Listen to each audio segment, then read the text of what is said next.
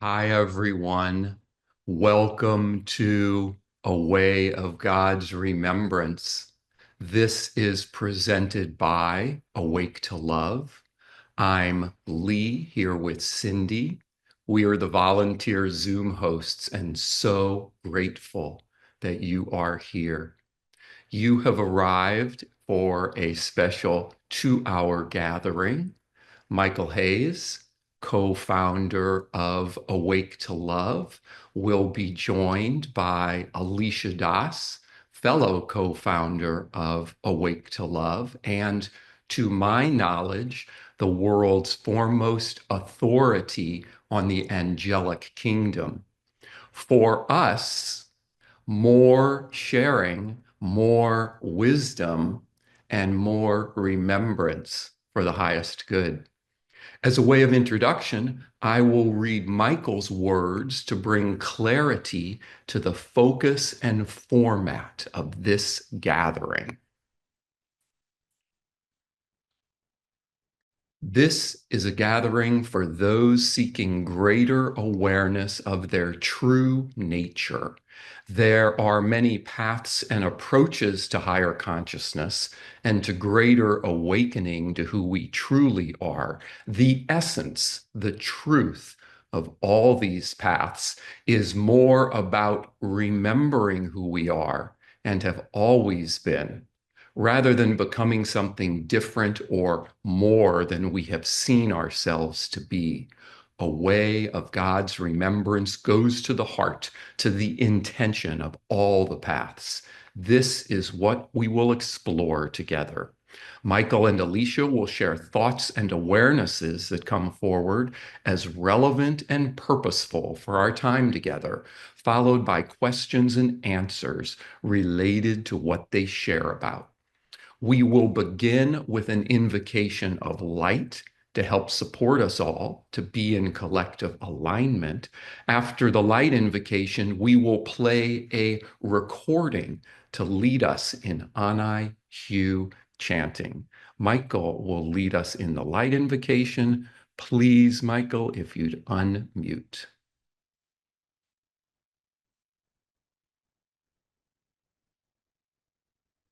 Beloved Lord, we come before you once again, offering our hearts and opening ourselves to your grace. We ask for your guidance, your love, and your protection to be with each one here, that your light might bless this planet and all its inhabitants, human and otherwise, that your grace, your glory, and your wisdom might pervade. We open ourselves to receive a special blessing here through that we know is the Christ. And in particular, through that one we know as Jesus.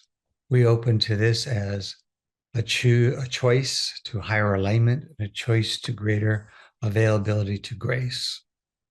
We offer ourselves up to be instruments of that grace. We make ourselves available in this moment and throughout this night and the days to come to be instruments of your purpose. It is our pleasure to share your treasure. We also open to receive the blessings of awakening into greater remembrance. We receive the special support that comes into our consciousness from that which is often called the mystical traveler consciousness, but it has been known through the long centuries by many other names. Truly, it is that is always in the remembrance and always holding the opportunity present for all. We are so grateful to come together again. We ask for a special blessing for Southern California dealing with fires today again, and also for Alicia, my beloved wife, who is on her way back from a necessary appointment and is dealing with the wonders of Los Angeles traffic. She'll join us shortly. Until then, we hold her in the light and we receive her blessing and offer ours to her. For all this, we are so grateful, Lord. May thy will be done. Amen.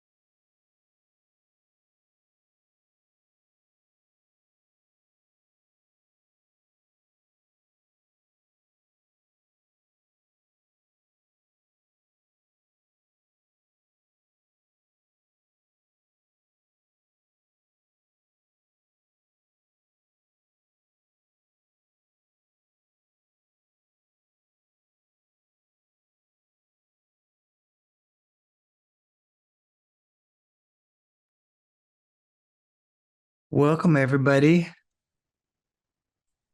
It's been a little while since we've gathered. I was expecting it to happen sooner, but this fire happened. And for about the last little over 2 weeks, we've been evacuated from our home in Pacific Palisades and have sort of been very involved with everything that goes with adapting to life in a new place and then another new place with our son and our puppy, injured dog who currently in a place, 3-story building, and the dog's not supposed to go up and down stairs. And he's pretty close to 40 pounds. So yours truly has been carrying him up and down those stairs.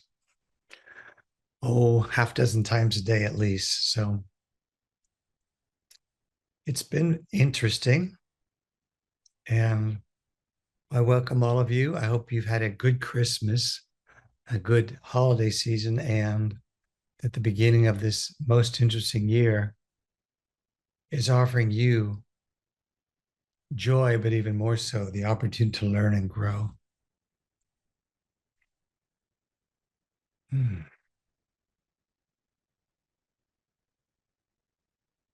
Inside of myself, my process has been rather interesting because it was probably about 10 days ago. I was, let's just say, approached in my dreams with a request for me to let go even more and let a higher consciousness of spirit utilize me and work through me. And I love the idea, but I didn't really cooperate with it for quite a while. And that's sometimes how this process will go as you come into remembrance. You know what, it was the old saying, the spirit is willing, but the flesh is weak. And so it was interesting for me to have this beautiful request. And it was really not so much that I had to do anything. It was basically saying, we're ready for this, and we'd like you to get out of the way so this can transpire. And if I said, well, of course. And then I proceeded to struggle and not be able to get myself to do it for quite a few days. And lo and behold, of course, what really got me to do it was somebody in need who I was counseling with and working with. And the situation they were dealing with was something very different and very, very unusual and needing of truly greater awareness and insight. And strangely, at that moment, I relented and let go and let God to that greater availability. And I found that in my life, that's often how it works. For many years in my life, this same kind of request would come from the spirit. And consciously, I would be very agreeable, but unconsciously, I would be uncooperative. And in those days, for many years, my support of my teacher, John Roger, was very ongoing. It was something where we were talking often. I mean, many times it was almost every day in a week for a long time. And even when it slowed down, it was still 3 or 4 times a week. And so inevitably, to be able to support somebody with his particular challenges, which were very different than the stuff most people deal with, because that was just the nature of his particular presentation of spirit into this world, it kept requiring me to really let go to be able to support him, to have the sight or have the insight to really see what was going on. And So I would let go, and then in the process there would be a breakthrough, and then of course I'd have that breakthrough, and then whatever that breakthrough had allowed in terms of my perception and my availability to the knowing of the spirit and its ways, its workings, and its purpose would be available for me to share with others. And so it was a very clever way they got me to do it. And he doesn't need my help like that now. So, but I found that I do love and care about so many, I guess maybe everybody. And so, but I will tell you that I'm still in a struggle with that. It kind of comes and goes. I'll be in that openness, and all of a sudden I won't be. And the root of that is not so much something of negativity or the negative power. It's rooted in the very, very subtle identification and attachment to self, to the deeper level of clinging to individuality, to clinging to being a me, clinging to having existence, having form, having a continuity of consciousness. And so I share that with you as something that might be very useful to some of you or all of you. I suspect for everybody eventually, because the teaching says that not one soul will be lost, which is rooted in this deep truth that we're always with God. And we will be in a forgetfulness of it while we're playing in this game often. But eventually, we'll all come back into the remembrance. And the funny thing is, it's not so much because we do it, it's because at some point we relent and allow the truth of it to pervade all aspects of this consciousness that we are living and pretending as us. So that's a little bit of a confessional for you of somebody in a process. It wasn't really a process I was expecting. I was thinking, well, maybe it's because I hadn't done one of these classes for a while. And so maybe I didn't need to be that tuned in. But after a while, I realized, no, I've just got something inside of me that is clinging. And there are just so many levels to this massive universe and so many levels to our own internal story.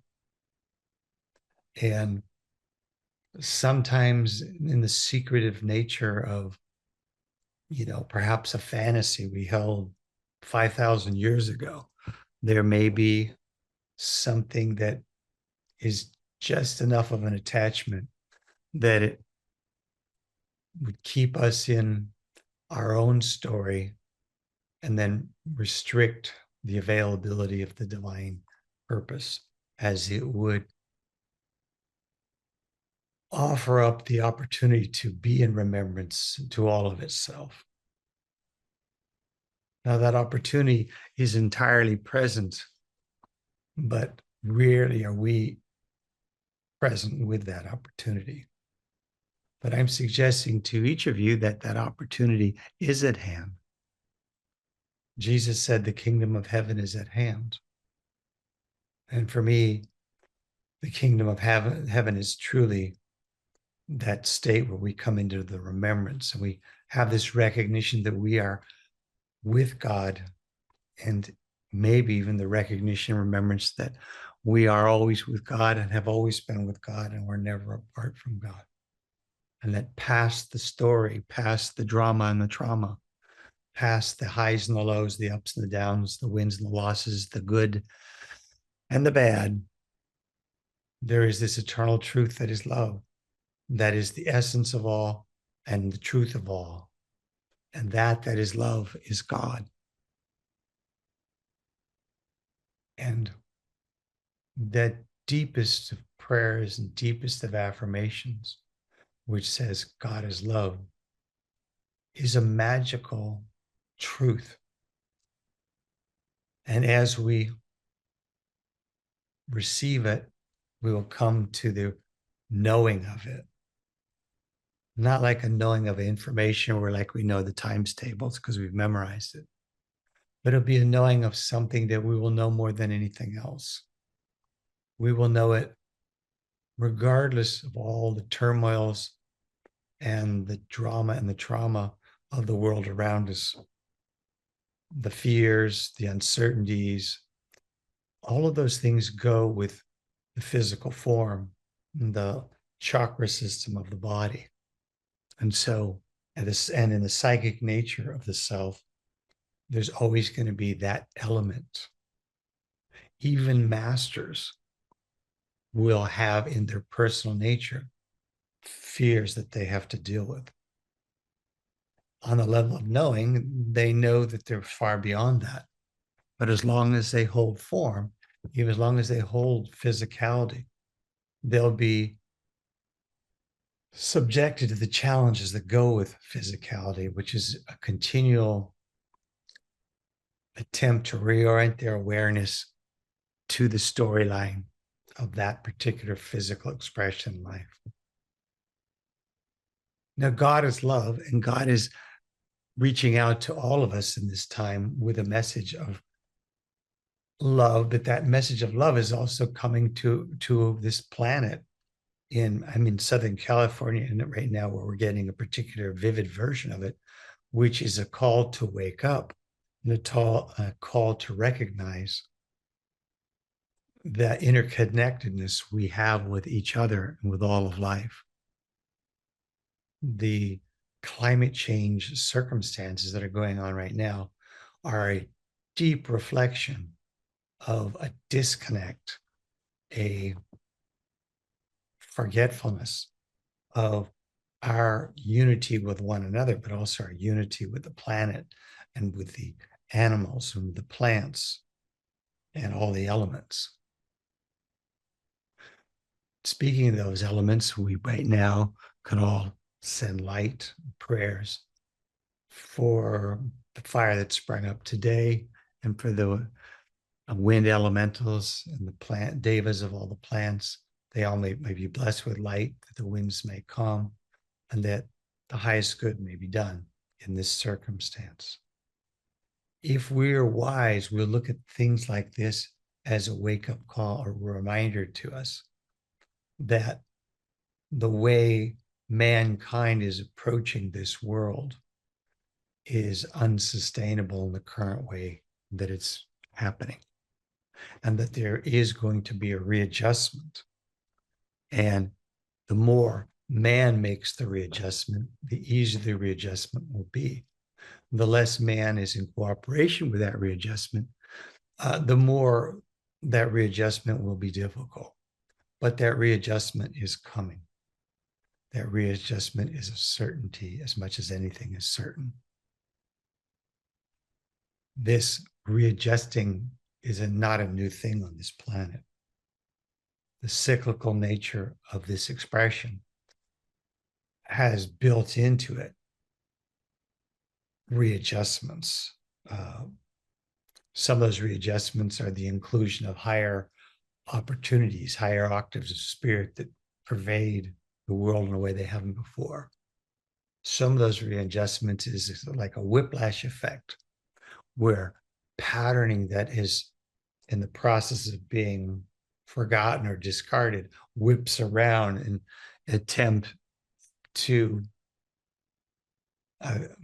offer revisitation to the consciousness of the people in the world to make sure they're really ready to move forward and move on. Sometimes this is sometimes called the law of reversibility, but the law of reversibility doesn't simply apply to individuals. The law of reversibility applies to all facets of this creation. And so we on this planet right now are in a very particular temptation, challenge. There's tremendous momentum to move into a very different kind of world, a much wiser and a much more connected world. And there's a very strong impulse of trying to reverse the course and to shift the dynamic back to a dynamic that was previously embraced and established and we'll just say worshipped by this world and the people of it. So we're kind of in the betwixt and between of these two possibilities. The last election in the United States was very much a offering of two perspectives of approach. One talking about not going back, and the other one talking about we are going back, and it'll be better if we go back. And I'm not here to tell you which would be better because I don't know which would be better because my suspicion is often it's sort of a combination that we could really benefit from going back to some of the respect for the world and working more in cooperation with the rhythms and the cycles of the world, which we've gotten away from. That to me would be a very healthy going back. We could also benefit a lot by going forward, particularly away from the separations and the schisms and the prejudices and the class structure and the societal dictates that put up barriers and limitations to expansion, to awakening, and to the discovery of new truth. So those are my personal look on it, but I don't have a rule book about how this works or should work. We're very much in a cyclical karma rolling around, which I've talked before in some of the classes, that one of the prime karmic fields that the United States and other countries are tied into is the Roman karma, the karma of the Romans, as a civilization that rose up through the form of a republic, which is the United States is an exact model of. And then you could take a lot of the European democracies and see that they're close to that as well. And then that working to such an extent that the republic became very large, in a sense became an empire. It had influence and control and power in relationship to other parts of the world. And then a great struggle followed in relationship to that. A lot of people don't realize that in the time when Julius Caesar became that Caesar and started the trend in the Roman world away from a republic and into an autocracy, in the 60 years prior to Julius Caesar, there were 15 civil wars in the Roman Empire. And so the separation, the power struggle was at play. And we're seeing that here. And so we can say it shouldn't be happening, but it is happening. But it was inevitably going to happen because the way the cyclical nature of karma and creation works is when something isn't fully learned, it revolves around to give all the consciousness that we're participating another chance to participate and to choose more effectively to come to the greater learning. And so this was an inevitability. And let's just all recognize that and do our best to choose that which we see as the highest and truest. And it's not as simplistic as people want to make it. It's not going to necessarily be this person instead of that person. It would be nice if it was that simple, but it's not. It's causing us all to come into a higher awareness, higher consciousness, and a higher perspective. In that higher awareness and perspective, to force ourselves to keep doing the hard work to come to our wisdom, to our guidance, to know how we are to participate in this world, in each situation we find ourselves. That's hard to do for us because, frankly, we like being unconscious. We're very attached to being unconscious. The mastery of this whole thing, the remembrance, is about becoming fully conscious, which is remembrance. Because God is fully conscious. So We look at all this and we can despair about it. Some people are cheering and some people are moaning, but regardless, we're in a dance. And again, we have to keep asking the highest good and keep choosing them. A lot of things can happen in ways we don't expect. We might have somebody that we really don't like for maybe very good reasons. But on the other hand, if they're in a position of influence, we should be sending them light, that higher guidance might come to them and come to everybody else. We want everybody in every way to come to as much higher guidance as they can. Okay, that's my spiel on that for now. I don't feel I need to talk about it, but I'm just kind of talking, waiting for Alicia to come. And I'm glad to be doing this again. It's helping me move forward in my own experience and progression because I want to be able to give to you all that the Spirit would offer you. And that requires me to surrender even past my own comfort levels, my own deep clinging to individuality and humanity and the storyline of self.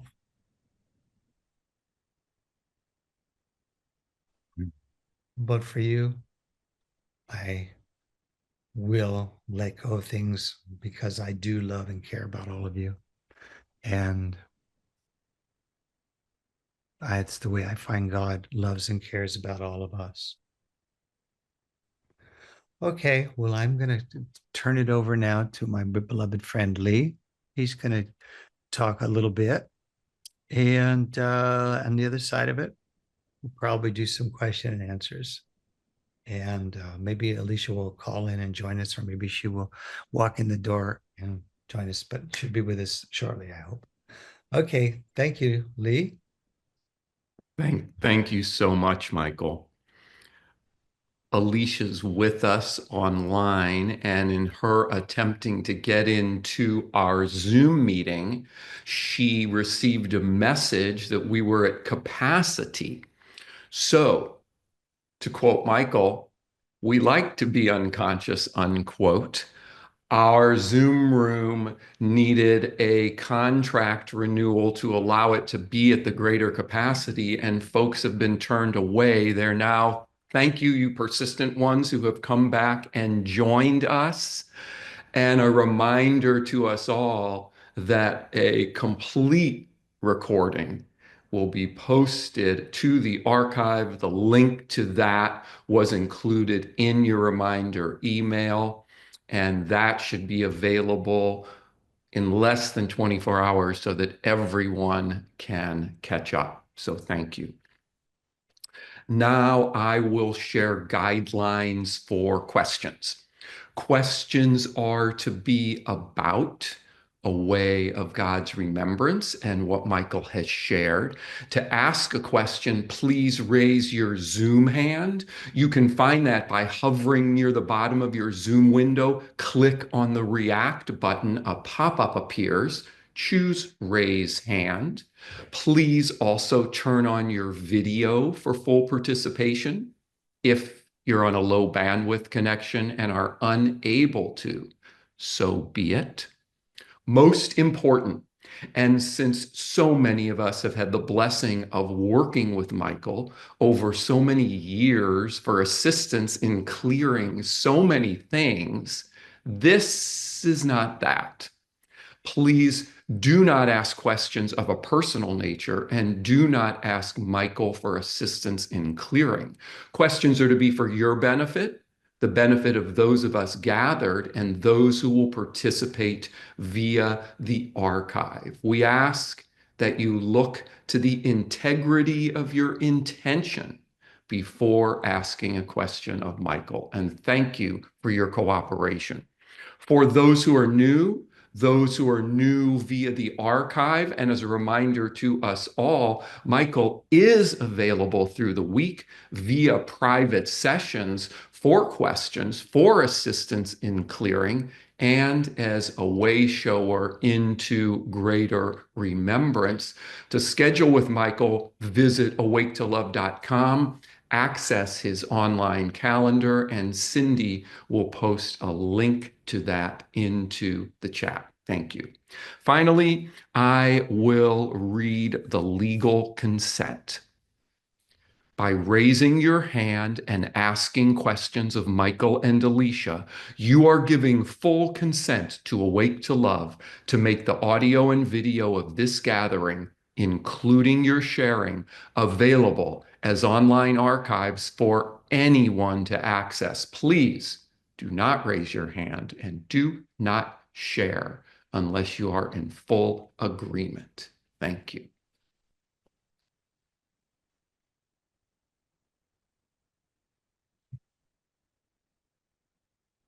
So is Alicia logged in now? Is she able to call in or hear? I'm not sure. Alicia is connected. I don't know if, um, She calls if she wants to reach in, let me know. Maybe excellent. respond to something. All right, we'll start with a question. So, So um, three folks have their hands up. Denise's is a flesh-colored hand. Hers was up first. Then there's Gary and there's Rinaldo. we'll start with Denise. Great. Hi, love. Uh, Hello. a flesh-colored hand. I like that. Yeah, I don't know how to change it to the more yellow one, so that's a little tan or something. Um, my question is just anything more you can share on handling the energies that we're all walking through. That's like, I had a lot of light yesterday. Personally, I just felt a lot of light. And I've been dealing with a lot of service with lots of people and lots of things going on between fires and illnesses and also the politics. So it's like how to monitor, handle the group anxiety, the stuff that's being in the air on a higher level, how to keep a higher consciousness for every one of us as we walk through these times. Key thing that I would suggest is, first of all, reach for an overview. There is a higher perspective always. Everything that's going on in our world, there's a degree of orchestration to it. There is a divine design. Now, there's choice within the process of human expression stuff. So things will happen that are not necessarily foreordained that they must, but there is pretty high probabilities that it's going to go in certain directions. When we look at any of the dynamics we're dealing with or looking at, think of a primary dynamic that humankind and this planet is dealing with is there is we'll call it a struggle or a competition between two intentions. These would be, in a sense, two approaches, two models of possibility. And we've talked about these before. The way that has been in place on this planet since before the dinosaurs was the eye for an eye, the karmic law, you reap what you sow. And then there's been advented another possibility, another approach, which still has us dealing with karma, but opens up the opportunity to do it through grace. And the great thing that brings us into the grace is learning and demonstrating that we're learning those things that our soul has come to learn. Through the learning, that opens the door for forgiveness, and that is the grace. Grace is saying, well, you instead of having to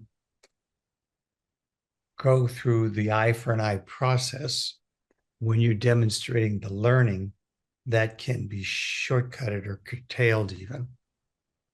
because God's intention in creating all this and individuating itself into all of this as us was that we would learn, and in the process learn about creation, learn through the experience of being identified as individuals in creation, and then take that learning and would go back into God, and God would have a greater learning about what it'd be like to exist in this kind of creation.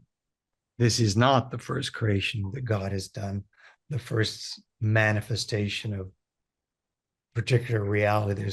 There's many others going on simultaneously to this one, and there were eons before and epochs before where the creations were very different. But if we are willing to come to the learning, and if we wanted to say, well, what's the key, the biggest key of learning? Well, the biggest key of learning is that, in a sense, the true purpose of all learning is to be able to bring forward loving, which is the beauty of living.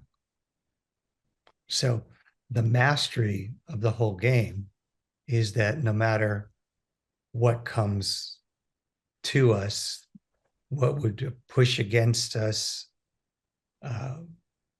choosing the loving and acting the loving, whether it's information, whether it's different experiences, if we can find that truth that we are loving it essentially and choose the loving anyway, we then in our own way become a demonstration of a thing that Jesus talked about when he said, "Lo, I have overcome the world." And biblically, there's different ways of understanding it, but when I read about the idea of him on the cross saying, "Father, forgive them, they know not what they do," I look at that as, wow, that's a heck of a demonstration of being able to come to the loving, even in the midst of so much pressure and information and experience that in our humanness it would be very hard to be loving, which means we have to, in a sense, come conscious of the truth of us that is beyond this form. And so in many ways, a lot of the challenges we're in right now are a gift to us from spirit, because in these challenging times, there's much more pressure upon us to choose less than loving. But in these times, if we can choose the loving and act the loving anyway, that's the greatest gain. It's a very unusual truth that our greatest growth almost inevitably comes in the hardest times. And sometimes, well, not sometimes for me, but for most of us, we want the comfort, we want those easy times. Our model that the world teaches us and that we buy into is that my life is really working when I've got my comfort, when I've got it all working the way I want it. I remember my teacher, John Roger, one day telling me, he said, I don't have any comfort zones in my life. I have discomfort zones because I can't grow in comfort. And working very closely with him for a very long time, I kind of got to see the truth of that. There would be relative comfort, but it was never too far away from something that would disrupt that comfort. No. That mean we have to suffer? No, it doesn't mean we have to suffer, but it kind of says if you really want to grow, really want to come awake, and you're praying to God to know God, this world's going to be allowed to throw things your way to distract you from that awareness of God and to tempt you into a direction of comfort, in the direction of self-fulfilling. See, there's so many things that are called in this world spiritual, the self-help things, the workshops and teachings that help you be better at creating the life you want. And I'm not against that, because I like the idea of having the life I want. But if we're really talking about true spiritual awakening, true spiritual awakening is going beyond yourself, not enhancing yourself, not adding to the or improving the story of yourself.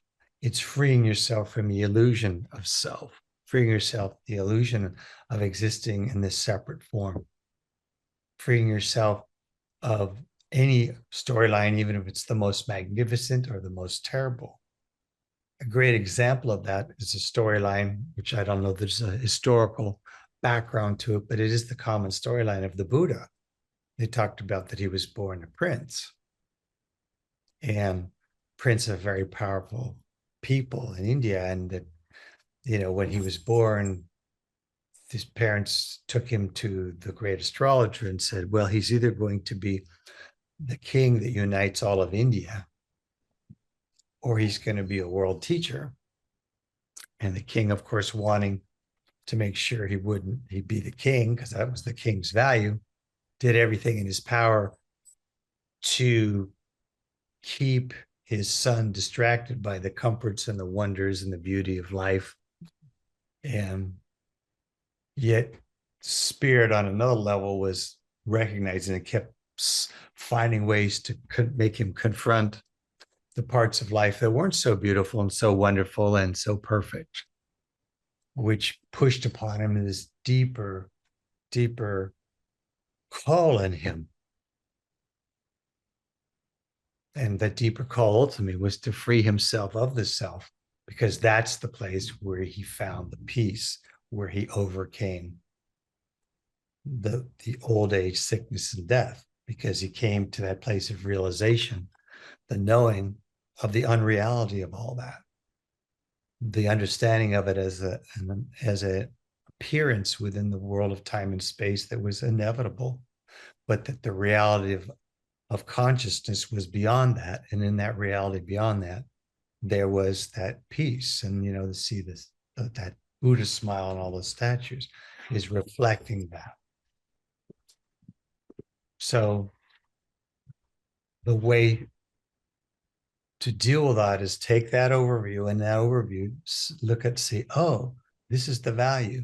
Like so many other souls, I lined up to get on this planet because I could grow so fast because it was really challenging. And now I'm bitching about the challenging. And yet this was really the answer to my prayer. So it's like John Roger used to say, instead of asking for my karma to be changed or taken, I just ask for greater strength and clarity to work it. So, all right, I think we're done because the spirit is moving on. And I hear somebody who's come to join us. Yay. I'm so sorry you didn't get on earlier. Apparently the subscription of the full internet. Hello, say hello. Hello. Hi. Oh, we got Halo too. So We got Halo. I'm being mauled, but Halo Hello. apparently wants to say hi. Okay, this is Halo. He's our third son. Yes. Sorry to be tardy. Boy, please send the light up there. Not to interrupt. Are you in the middle of the sharing that I'm No, I interrupting? just finished. And Oh, your timing was impeccable. okay. So Good. come on in and say hello, and then we're doing sharing. So Okay. we did one, so we can move forward. If you anything you want to share, I did ask him to send light to the fires and the winds, Avas, and everything else, and the elementals. So Yes, please. so on and on the story goes. Yeah, it's yeah, if we could do a little blessing, because I just think it would be good to clear our consciousness of any collective grief. And I think it's I'm sorry to be late, but I think it's rather perfect. This was the first time I had driven up to our home since this occurred. And mostly because I had been sick. I got COVID the day the fire started, and then I got flu the day I tested negative for COVID. So it's been intense. And so I think it would be good for us to really clear. Is anybody, just show me by your physical hands is fine. Are you feeling the collective energy, the intensity, the grief, the fear? Any, and it could also have to do, of course, with politics, all the conspiracy theories. If you're feeling that, just so I know, where to go with this. Yeah, so I'm seeing most hands raising, and I've heard that a lot in talking to clients, talking to people. Sorry if Halo's distracting. He'll settle down in a second. So let's just do a quick process to clear this. I will tell you briefly that I did just drive up through the Highlands. There's cause for grief. It is, the Highlands is where the fire started, right, very close to there. And buildings, whole complexes are just rubble. They're rubble. They're burned to the ground. Last time I saw them, there were, beautiful koi ponds and the Davic energy that is the Highlands. The Highlands in the Pacific Palisades is up a mountain. And that mountain is so that's why it's called the Highlands. And there's only one way in and out. The only other access, egress or ingress, which means exit or entrance, is a fire road. And that's where the fire was. So I will tell you briefly that I did run through many of the 100 abandoned cars that you saw. They were abandoned because we were trapped. There's literally only one way in and out, and it dead ends into the self-realization fellowship. So I just tell you the story briefly so you see why you're feeling this collective grief, this intensity. People have gone through things that are unreal. We just went through something unreal. We couldn't find, I didn't know where my son was. And there's people are jumping out of their cars, leaving their cars. We're back a couple miles, and I literally ran in slippers because, as mentioned, I had COVID. I ran through those cars trying to find Joshua, and there's explosions on either side. And it was, but no, I was in the mama bear capacity, and so determined to find our son, and got all the way to the end and couldn't find him. And the fireman said, "You have to go back to your car now, and you have to go back to your home." I'm like, "The one where the fire is, you want us to go back?" They said, "The fire is worse down here." And so we drove back to our home, and then we're in the home realizing we're trapped up there. Thank God. But all these miracles happened. There was so much grace, so much grace. There's explosions on either side of us. No one died. We were fine. Lots of cars burned out. No one died up there. And all the cell service was gone because everybody's on their cells and there's not much service anyway. I don't really want to see myself. I'm going to just change that. Okay. So we went back to the home, and Josh got through on the cell service. Suddenly came back for a moment. Josh got through, and he'd gotten out. And this was really a miracle. I mean, you got to realize there's 100 abandoned cars, and he'd gotten out. So now I can relax somewhat, other than the fact that we're trapped on a mountain that's on fire on both ends. And then in a while, we got a message saying that Palisades Drive was open again. So we got in the car. They had bulldozed the 100 abandoned cars to the side. I mean, our firemen are angels on earth, literal angels.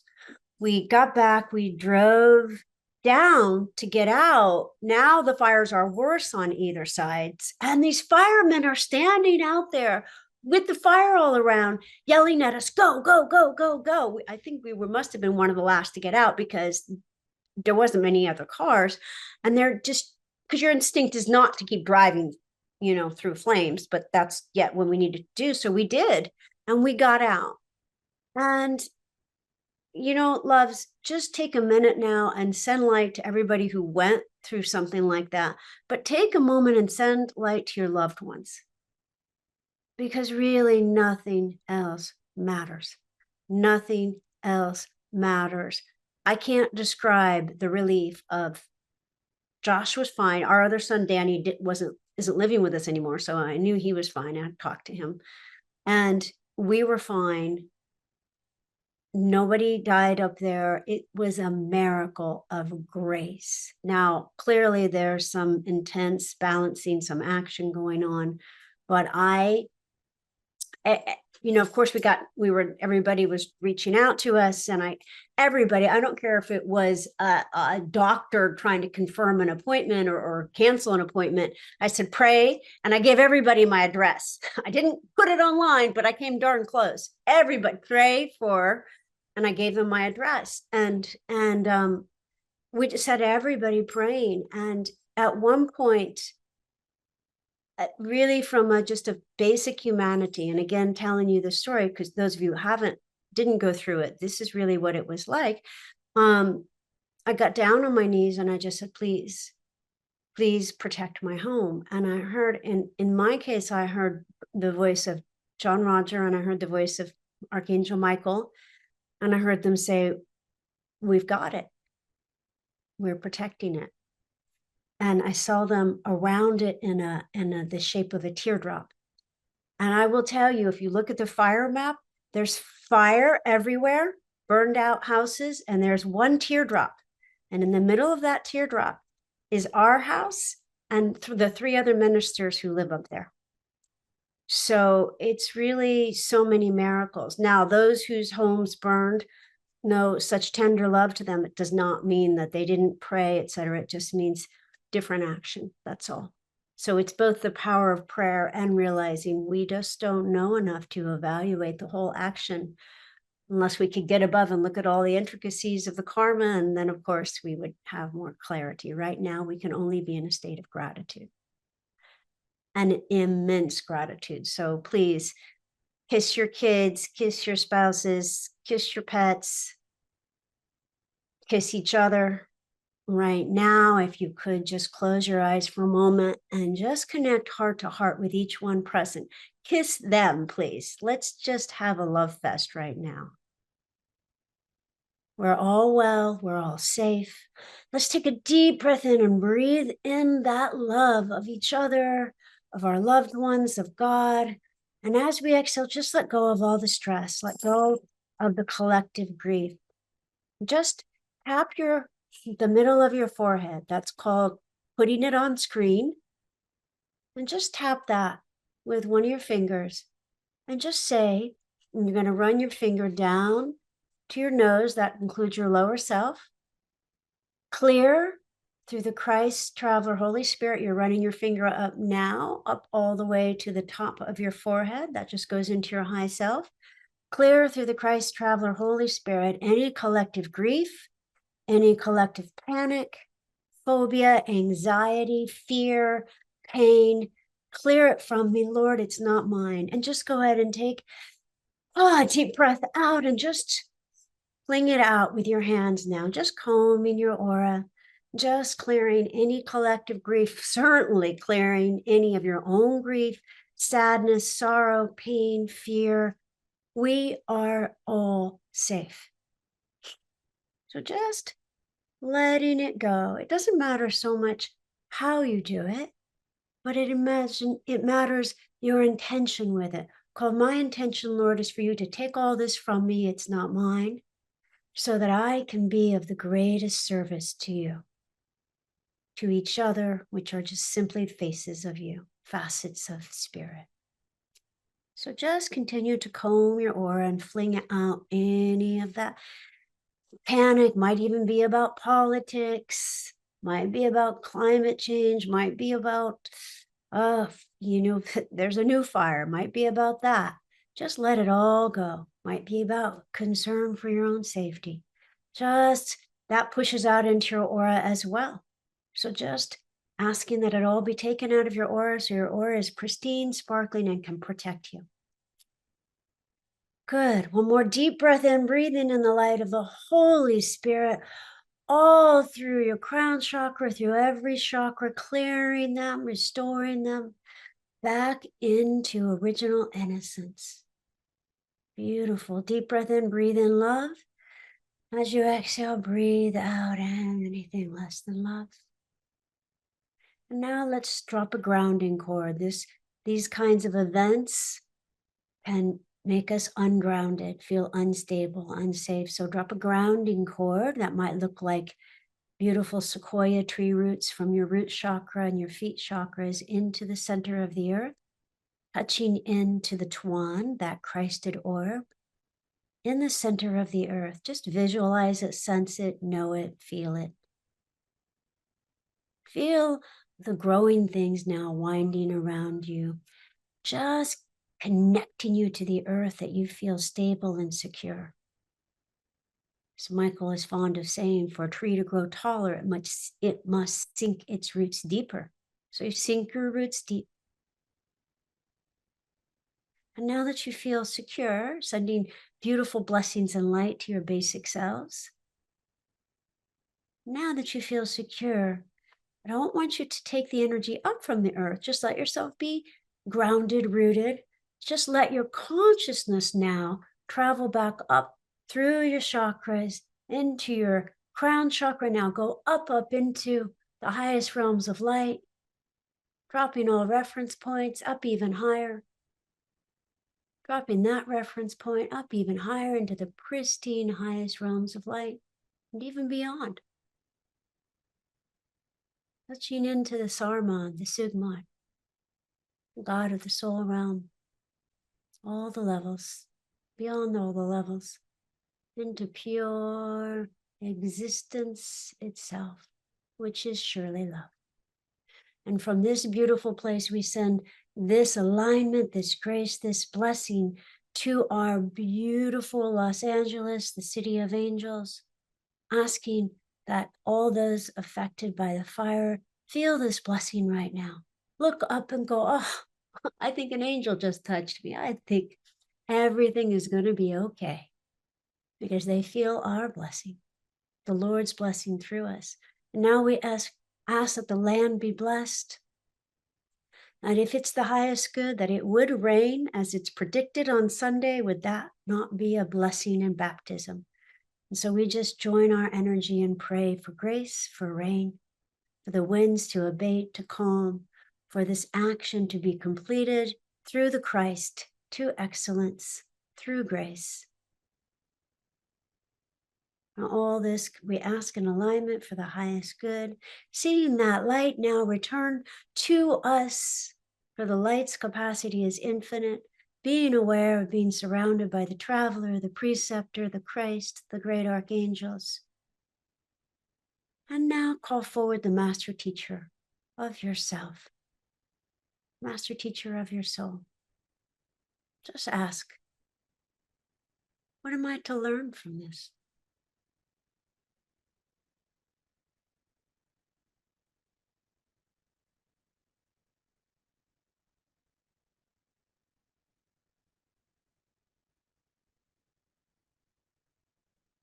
And give thanks for that lesson, those lessons, and give thanks for that experience of being one with love.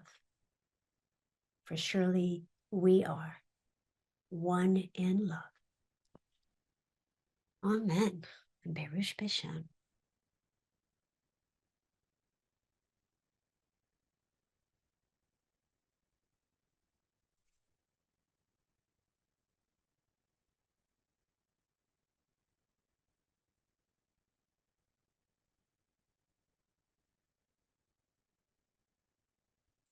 Sure, we can do more sharing. And actually, if y'all would, I would like to play for just a moment while we're taking another sharing. If you would just put in the chat, just what did the master teacher of your soul, or maybe it was JR, maybe it was Jesus, what did they tell you? What was it you were to learn through this whole experience? However you experienced it, what was it you were to learn? If you could just put that in the chat, I think that could be uplifting to read a few of those after our next sharing. So for me, what I heard was, obviously it was very personal for me. What I heard was faith, because there were many days where we had no idea if our home was there or if it was in ashes. And so it's really faith, restoration, new beginning, and most of all, compassion. Most of all, compassion, because now we'll be going home to quite a different city. And so that deep compassion. So, I'm oversimplifying it, but if you could just put in the chat, what is it that your soul was seeking to learn through this experience? That I think could be really beautiful. Thank you. Okay, I have no idea who you shared with and who's next. So Next would be Gary Bierman. Gary Bierman, please. Okay, it's you. Hi, it's Robin Behrman, and our video doesn't work. That's okay. Ah. That's okay. We can hear you. Okay, I remember being told before that the world is not broken because there's a big part of me that wanted to always make things better or fix things. But if things aren't broken, then what's with the Aquarian age and all this change if nothing's broken to begin with? And I'm a little confused. I'm a little confused about exactly what you're asking, hon. Are you clear on what she's asking? Well, I think I mean, I have a do quick you, do you understand what I think so. I think okay. to understand the Aquarian age versus the Piscean age, the age we're moving out of and into the Aquarian age. Simplistically, I've said the idea that the Piscean age was more in the age of me, and the Aquarian age will be more the age of we. And so, what this really saying is, it's the big thing that will change more than anything else is perspective. And so, when we're perceiving reality as from a consciousness of being singular and individual, or we're perceiving consciousness and perceiving life as being part of a larger group, of a collective, our view on the world and our experience of the world, our relationship to the world will be very different. So it's not so much that the one is better than the other. If we think of it as a cycle of growth and progression, growing more to the we consciousness is bringing us closer to the truth that we know in spirit of the oneness of all. So the Aquarian age then would suggest that a society can be created where the good of all, the requirements of all, the purpose of all is respected, witnessed, and supported more thoroughly and more completely than it was in the Piscean age. In Piscean age, if we look back through the last 2,000 years, we have a lot of societies, a lot of circumstances where there were a selective few that seemed to get what they wanted and have much more, not simply materiality, but much more opportunity. And that there was the bigger group, a larger group of people, largely were the disenfranchised or those who were limited. You had royalty and rulers and aristocrats, and you had hundreds of thousands of peasants or serfs or slaves. And so this movement What can we do? Oh, sorry. What can we do? What? Is I did it again. Well, each of us Okay, what I'm curious. Oh, you're you breaking can't up. hear me. I hear we sort can of hear hear you you. now. Okay, I want to. What? Go ahead. Okay, I want to know.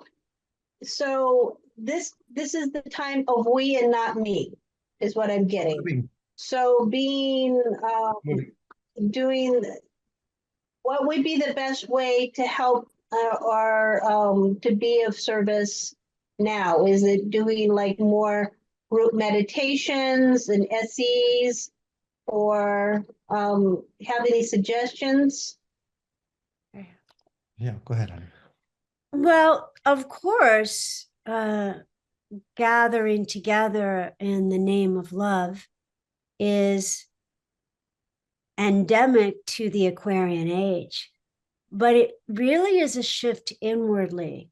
It's really an inner shift first of what can I do to be in a state of the greatest good, the highest good.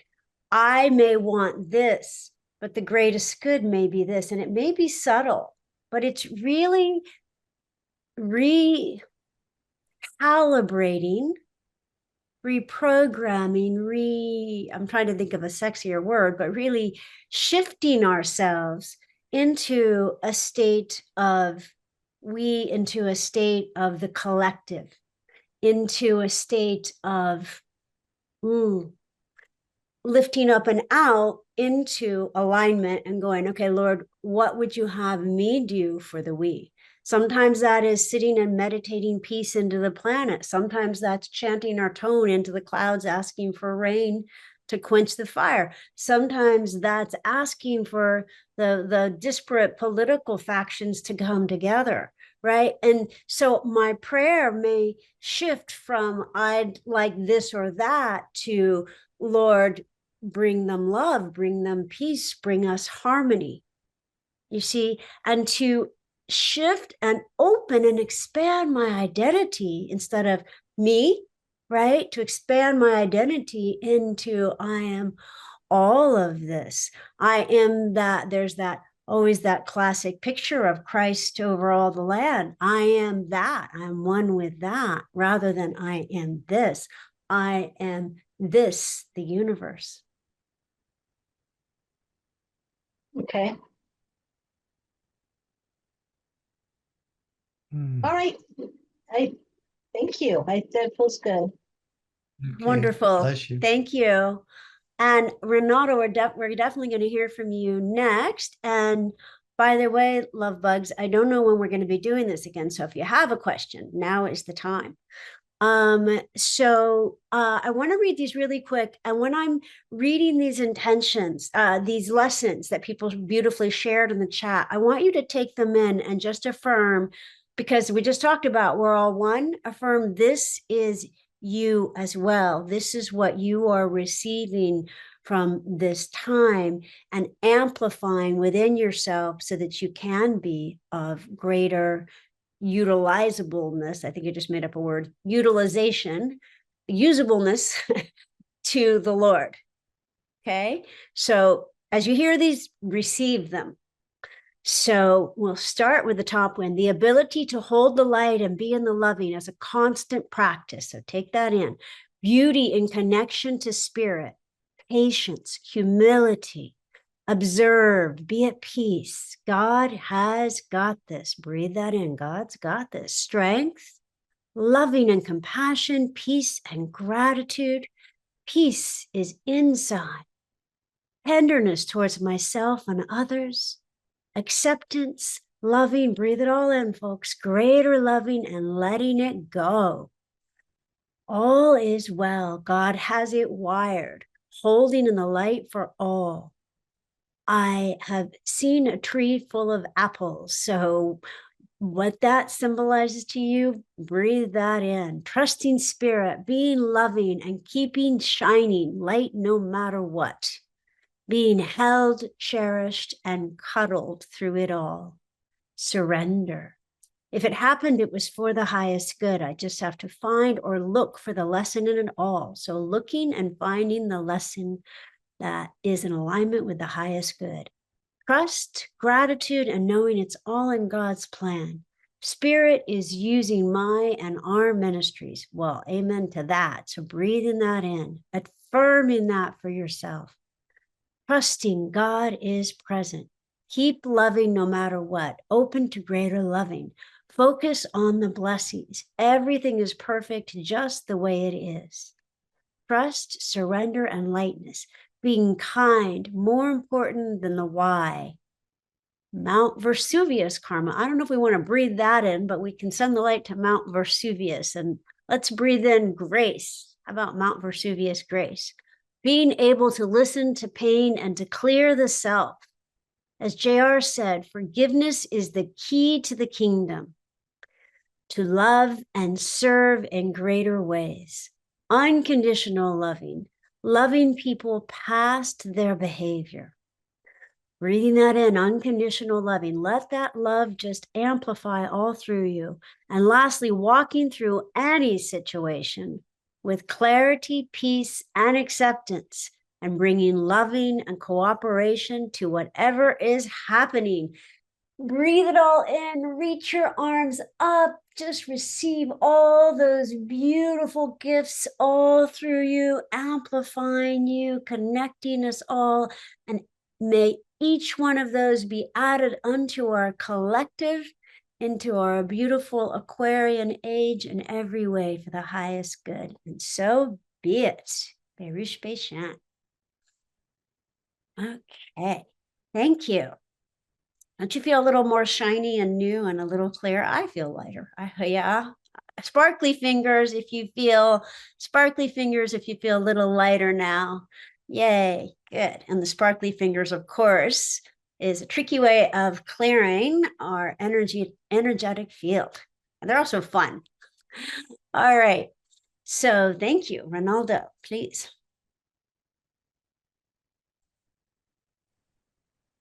Hello, what? Can you hear me?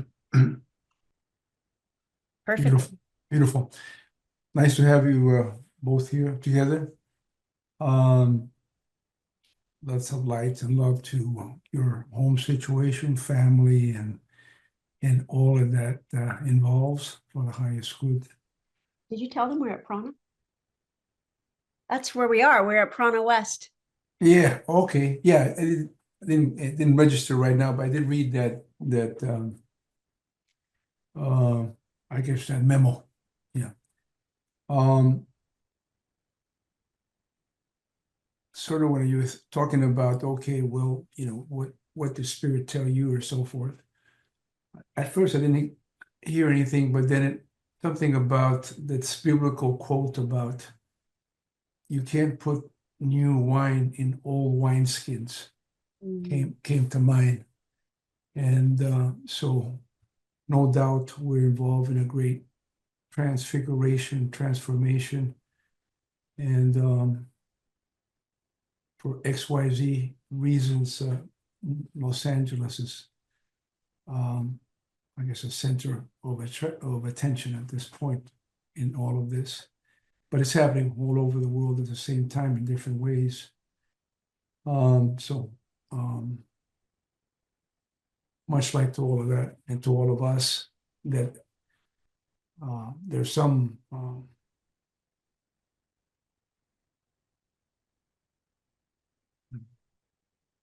there's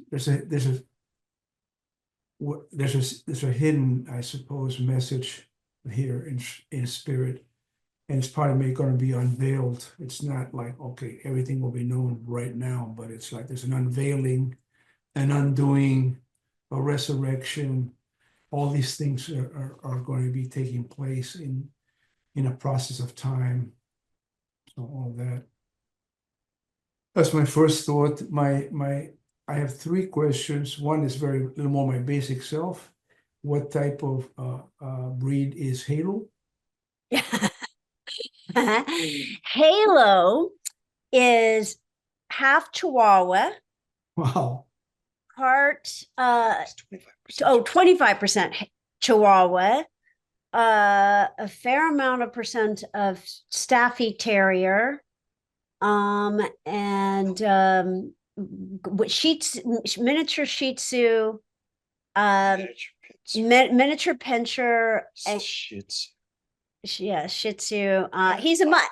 Box. And boxer. Yes, he's It's a elegant breed, mixed breed like the rest of us. Huh? Okay, this is fantastic. Well, a beautiful dog. I just got he just seems so healthy. On top of that, yeah, and then who knows? Sure, you guys go if you really knew. But anyway, he just appearances being for They what being. want to hear a 30-second funny story about JR and us and the dog? Sure.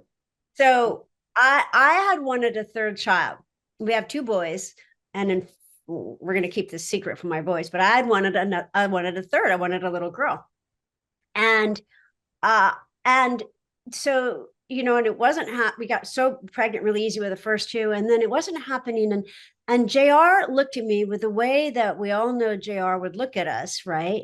And he looks at me, and with the first two, he was very involved in the pregnancies and the souls, and he's looking around and he's like, look at me, and he's looking at me. And I know that he could, we just talked about I wanted a third child, right? And there was a soul around, and then that soul would go away, then another soul would come in, and he's looking, and I'm like, he's looking, he's seen the soul in my aura, right? And he's looking at me, and he said, there's around you, and that's how he had always started with my boys and these other. There's a soul around you. There's around you, and he goes.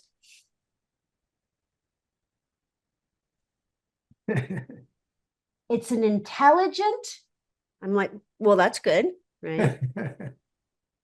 Clearly gets out from my side. Go ahead, JR. An intelligent male. I'm like, oh, well, I wanted a girl, but okay. Dog. That's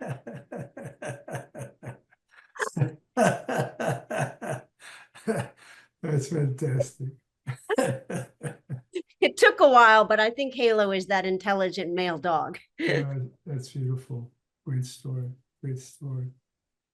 On a little more conscious note, and I'm glad you're here.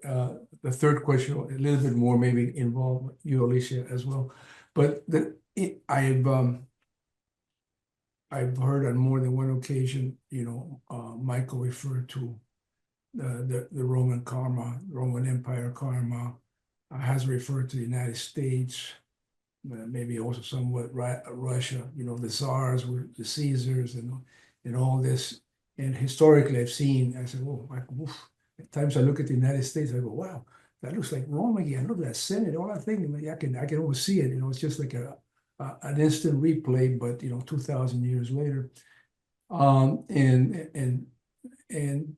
then my question is, where does China fit in? I know Jer has mentioned something about, on a very positive note about China, but maybe say something about you haven't mentioned them reference to the Roman karma. So are they doing something similar to them in terms of their dynastic development and whatever, or how's China in all of this for the highest good, if there's anything you can share about that?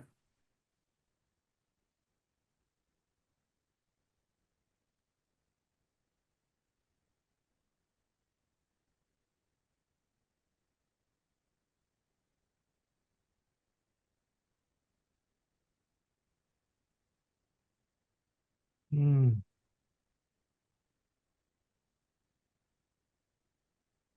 Well, it doesn't relate as directly to the Roman karma. But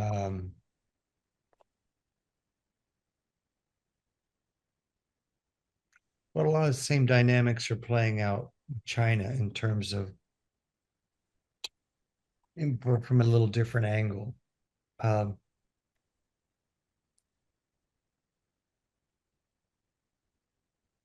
You could kind of look at the United States as the great experiment of republic, democratic values flourishing.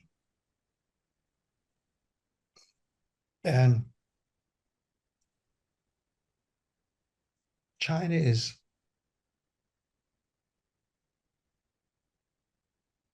kind of an example of sort of the opposite. The Chinese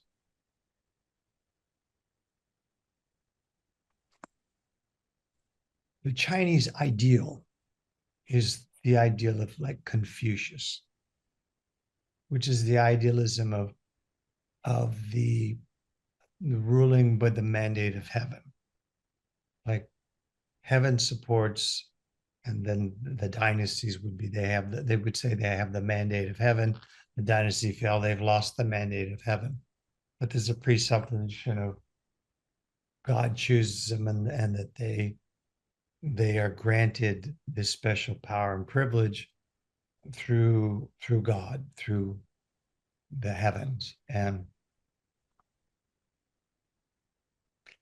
the flaws in the Republican model that we're seeing playing out right now is the flaw of disagreement, the flaw of lobbying, for example, that special interests can come in and control the outcome for the whole because it serves a special individual.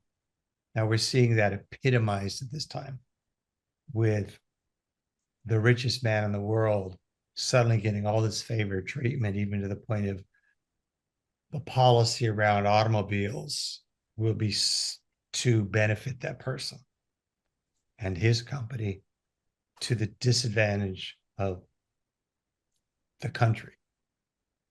And so that is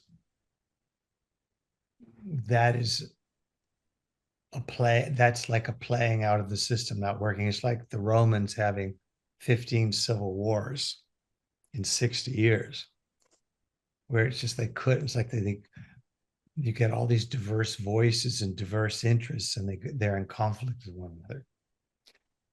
The autocratic model, when it works, is you get a centralizing figure or group that has the power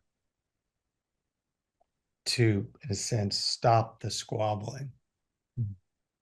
And if it's done correctly and unified, in a unified way, the greater good can be served in terms of not necessarily individual development, but the greater good in terms of society working more in harmony. And that, in a sense, people are forced to compromise. And if there's wise leadership which has a level of respect for and it's not necessarily respect for the well-being of all, but it's respect for the way human consciousness works, and understanding that if you disenfranchise enough people long enough, you're going to have problems. You're going to get civil wars. You're going to get these things. A good example of that is for the Romans, after Julius Caesar came Octavian, who was his grandson, I think adopted grandson, but anyway, he became, there was a fight between him and Mark Antony in a war, but when he came to power, and it says it became really his, he was now the Caesar. He was very smart. He got together 8 other of these most powerful Romans. See, the Romans made a fatal mistake, which is part of what led to all their problems, is they didn't like having, they were warlike and so always fighting wars, but they didn't like having to pay their armies. So they made a decision that the way their army would work is they would make the general of the army had to pay the army, which meant the generals had to come from these wealthy aristocratic families. Those are the only people who had enough money to pay for a big army.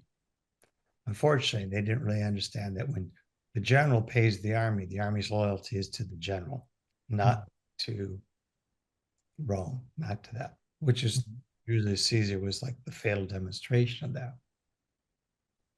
And so Octavian, recognizing that the power play of all these factions of people wanting their peace, their power, he made them all part of a council. They all became advisors, and part of it, he made sure they were all taken care of.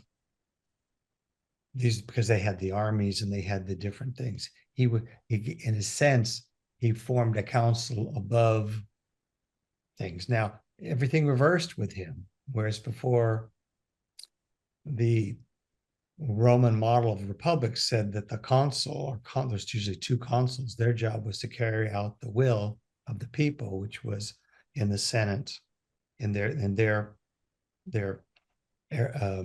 aristocratic part of the Senate and their merchant part of the Senate. Those are the two groups. Those are like our House of Representatives and our Senate. And so the president or the consul's job is, that's why they call it the executive, because his job is to execute the will of the people.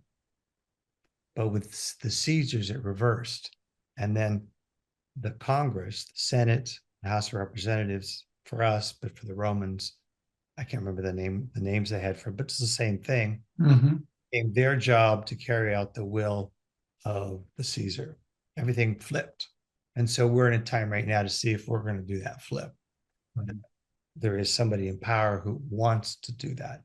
We're starting to see some interesting things, because you're starting to see the same thing that happened with the Romans, where you're seeing ultra powerful people. You mean like a general? Well, no, in the modern world, the ultra powerful is wealth. And what these Roman powerfuls had was wealth. And so you've got, and you can see this forming where you see the wealthiest people in the United States anyway, are kissing up and bending the knee and kissing the ring of power, starting with Elon Musk, but now you see Jeff Bezos and you see Mark Zuckerberg, and changing the nature of, in a sense, their army online. Now, if he's a smart leader and he manages to keep them all happy, that could lead to something that actually, even though it doesn't suit us, a lot of people idealistically, it could actually work out. After, with Octavian, it started a period in Roman history called the Pax Romana, which means the Roman peace, which for roughly 200 years, Rome had no more civil wars.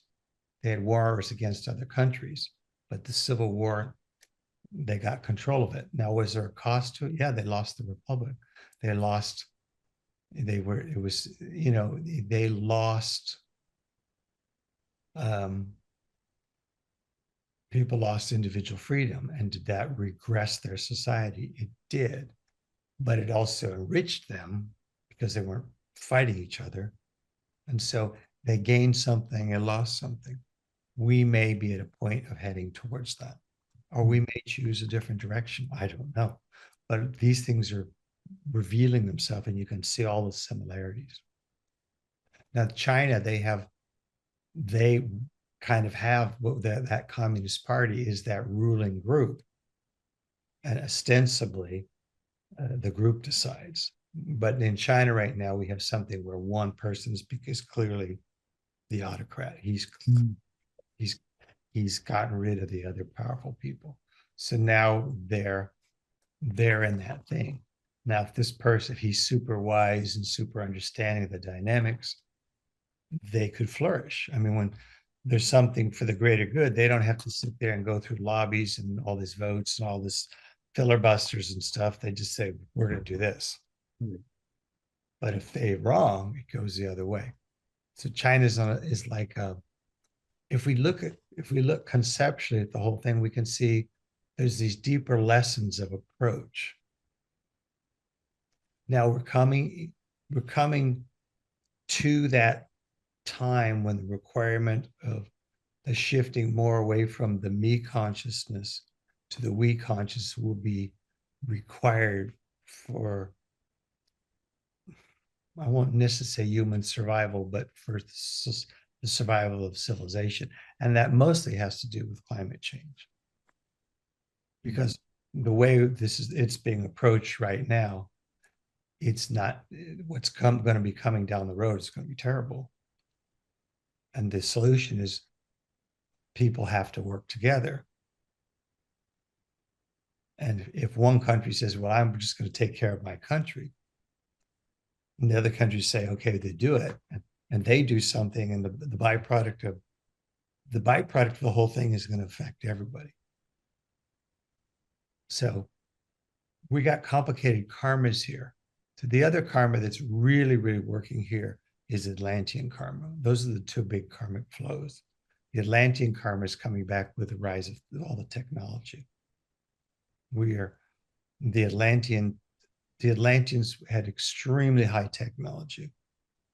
In the level of energetics, they were ahead of where we are. We're getting close. They came in, whereas we keep stretching the bounds of well, obviously nuclear, but even so, electro. And the Atlanteans, we keep like 5G, or there'll be 10G, and they're going to keep doing that. What the Atlanteans did is they kept stretching the bounds of magnetism, so electromagnetism on the other side. And they got to the point where they could levitate stones, and they would build. They used pyramids all over the world to power their civilization. And they would pull energy out of the atmosphere and pull it out of the earth. And and that's all about the whole understanding of magnetism, which we don't have yet. So much of the karmas that are playing out here have very much to do with technology. And look at what the big fights are about. They're fighting about, well, who's going to have who's going to dominate electric cars. The big thing right now is who's going to dominate AI. They're fighting for power and control through technology, because in Atlantis, the same thing happened. And because they couldn't come to the we mindset of it and got locked into me, there were choices made that seemed to favor one place or one group that had catastrophic effect on the planet. There are places that you go 75 miles off the coast of Cuba. There's a thing, there's pictures of it. The US Navy's known about it since the Cuban Missile Crisis. There's the remains of a big city down there. It's in between 1,800 and 2,200 feet of water. And you look at the pictures of there, and you can see pyramids and you can see sphinxes. And you go, well, it's roughly 2,000 feet below the surface. They know that the ocean in the last 17,000 years has risen about 400 feet, but not 2,000 feet. So what happened? There was a cataclysm that caused a rupture in the earth where something sank 2,000 feet, a whole city. And if you go down in the oceans, they keep finding pyramids all over the place.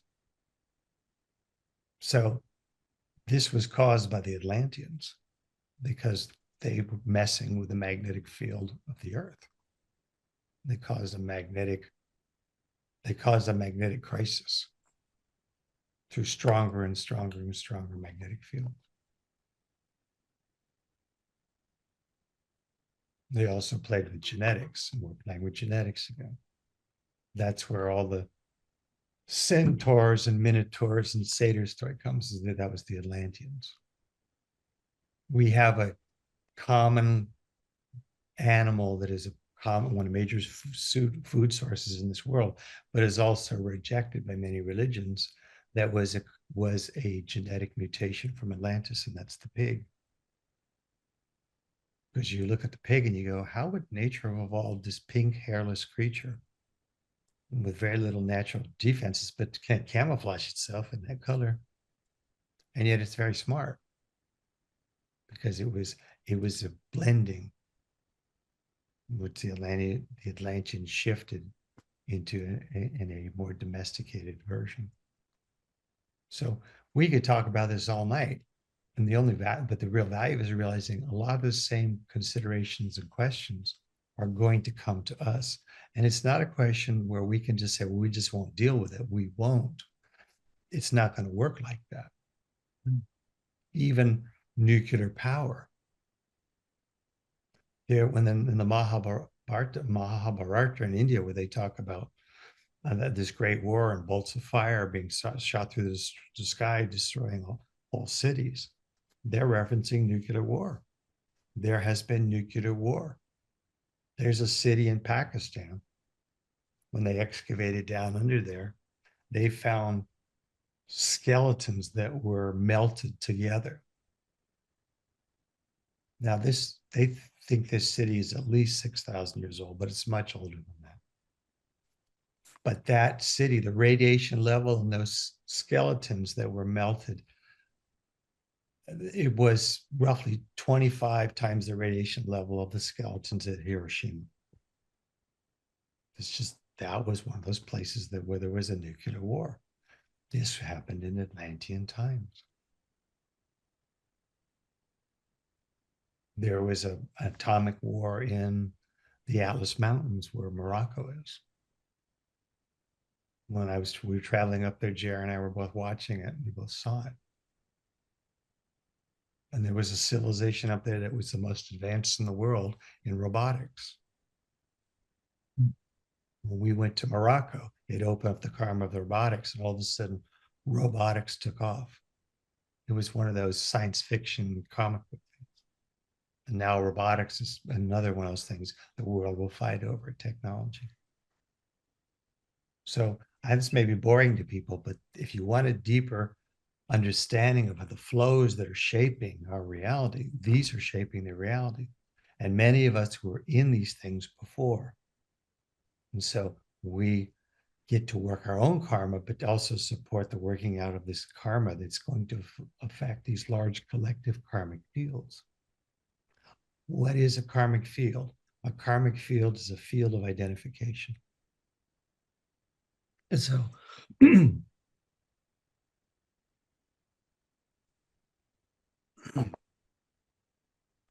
I've got on a little bit of a ramble here. I appreciate the ramble. You understand that there are these streams of karma and intention that are flowing, that are affecting many people and affecting all of us. And a lot of things that are playing out are in response to these old karmic flows getting worked. And sometimes they get surfaced, which makes things happen that we say, oh, that's really terrible, that's really bad. And yet karma had to be surfaced so the process of working it out could get going. When we went to Morocco, we opened up a karmic field all over North Africa. And the time I told people about it, because I saw it happen. I said, oh, it's not opening up in Morocco, but all across the top of North Africa, and then it jumps somewhere in the Middle East, and then it jumps up to Syria, this karmic field. We left Morocco in 2 months. Tunisia kicks out its dictator. The next couple of months, Egypt does it, then Libya does it. Then Yemen starts a civil war to try and throw that. And then Syria starts as a war, which was just all the countries in that karmic flow. But we showed up, and through the light, we, in a sense, pulled the cork so that the karmic field get worked out. Otherwise, those cultures were just going to stay centuries and even millennia in that same stuck feudal mindset. So when we start to see our reality from that perspective, we start to realize, oh, a lot of these things we look at as so terrible are actually part of the thing you talked about. They will not put the new wine in the old skin. And so in a sense, the old skin has to be dispensed with so the new wine can come in. And even what's happening in Israel. We were there last year on a trip where a plug got pulled. That was one of the reasons I went on that trip. I didn't really particularly want to go. I've been to Israel. That was my 8th time there. All of a sudden, I kept getting instruction because I knew to be there to help support that. Now, there was a lot of beautiful things happened too, but it was like, oh, it's time to. And why? Because it's pushing that issue. It's throwing it up in a way that the whole world's looking at it now.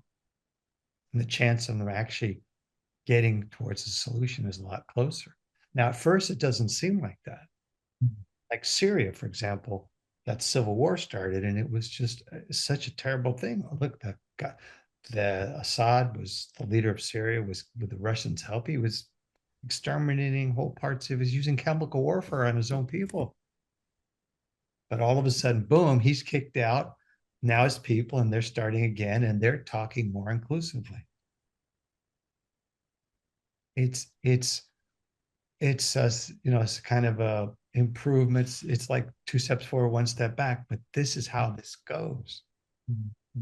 Higher perspective, we can see this. And if we get that higher perspective, it helps us be more in cooperation, more acceptance, and more available to lend our consciousness to the highest good. And if we don't really know how it's playing out, we don't have to know. We just give our light and give our support to the higher masters that are working this process for the planet and for all of us. Do you have anything you want to add, babe? Okay, that was long, but Thank you for that. My third, since yeah, I think it was a little bit more with Alicia, maybe, is this interesting, how can I say it, that relationship. Let's see how I verbalize this. There's Jesus, and then there's the other guy. So, but somehow at some point it seems like they're mentioned as brothers, or they have this relationship. You know, it's like, so what's the deal there? They're both archangels. This goes on, Well, it looks like one was kind of maybe chosen at one time first, and then the second one, and then the other one receives the mantle of the Christ and all of that. So if you can fill in maybe a little bit of the story, that would be interesting for the highest good. Are you laughing because you're like, good luck with that? Is that why you're laughing? Yeah, that's a big story. It is a big story. I thought what I just said was big, but that's yeah. Incredibly, we it's already 8:17. I just looked at the time. So that would definitely be an entire class. So I am, with apologies to the infinite intricacy of the cosmology, I will grossly oversimplify it to in an attempt to answer your question. So yes, Lucifer is the other guy. I presume that's who you were talking about. Yes. Yes. Lucifer's name translates to the morning star. Well, translates to light, son of light, right? But the morning star is what he was called, also light. So Lucifer was the elder brother, the elder son of God. And the law, Luciferian plan, what came to be known as a Luciferian plan, was an eye for an eye, a tooth for a tooth, Old Testament, right? Balance, cause and effect.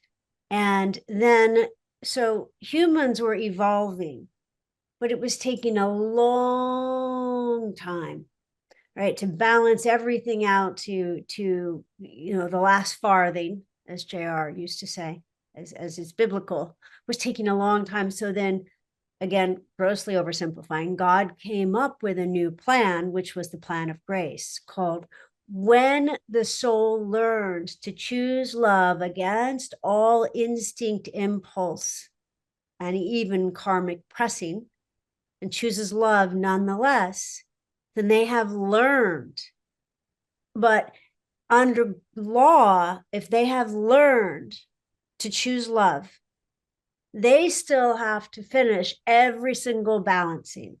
So let's say they an analogy that, or an example Michael likes to use is, let's say they rode with Genghis Khan and they killed 300 people, right? They've got to reincarnate 300 times and be murdered 300 times. Well, if around lifetime 83, just picking a number, instead of choosing violence to get which they want, which would make, which is very justified in that lifetime, instead they want enough of killing, even if they don't consciously remember why it's enough of killing, right?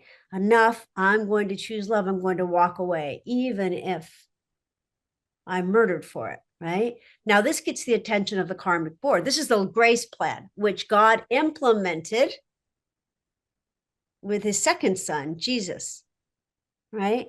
So the grace plan, under grace, now our warrior gets the attention of the karmic board, and the karmic board says, Yule has learned. Let's observe him next lifetime. Sure enough, next lifetime, Yule could easily take his sword and smite his enemy, and his hand is stayed by love. And he says, no, enough. And he drops the sword and allows himself to be murdered rather than choose negativity, than choosing againstness.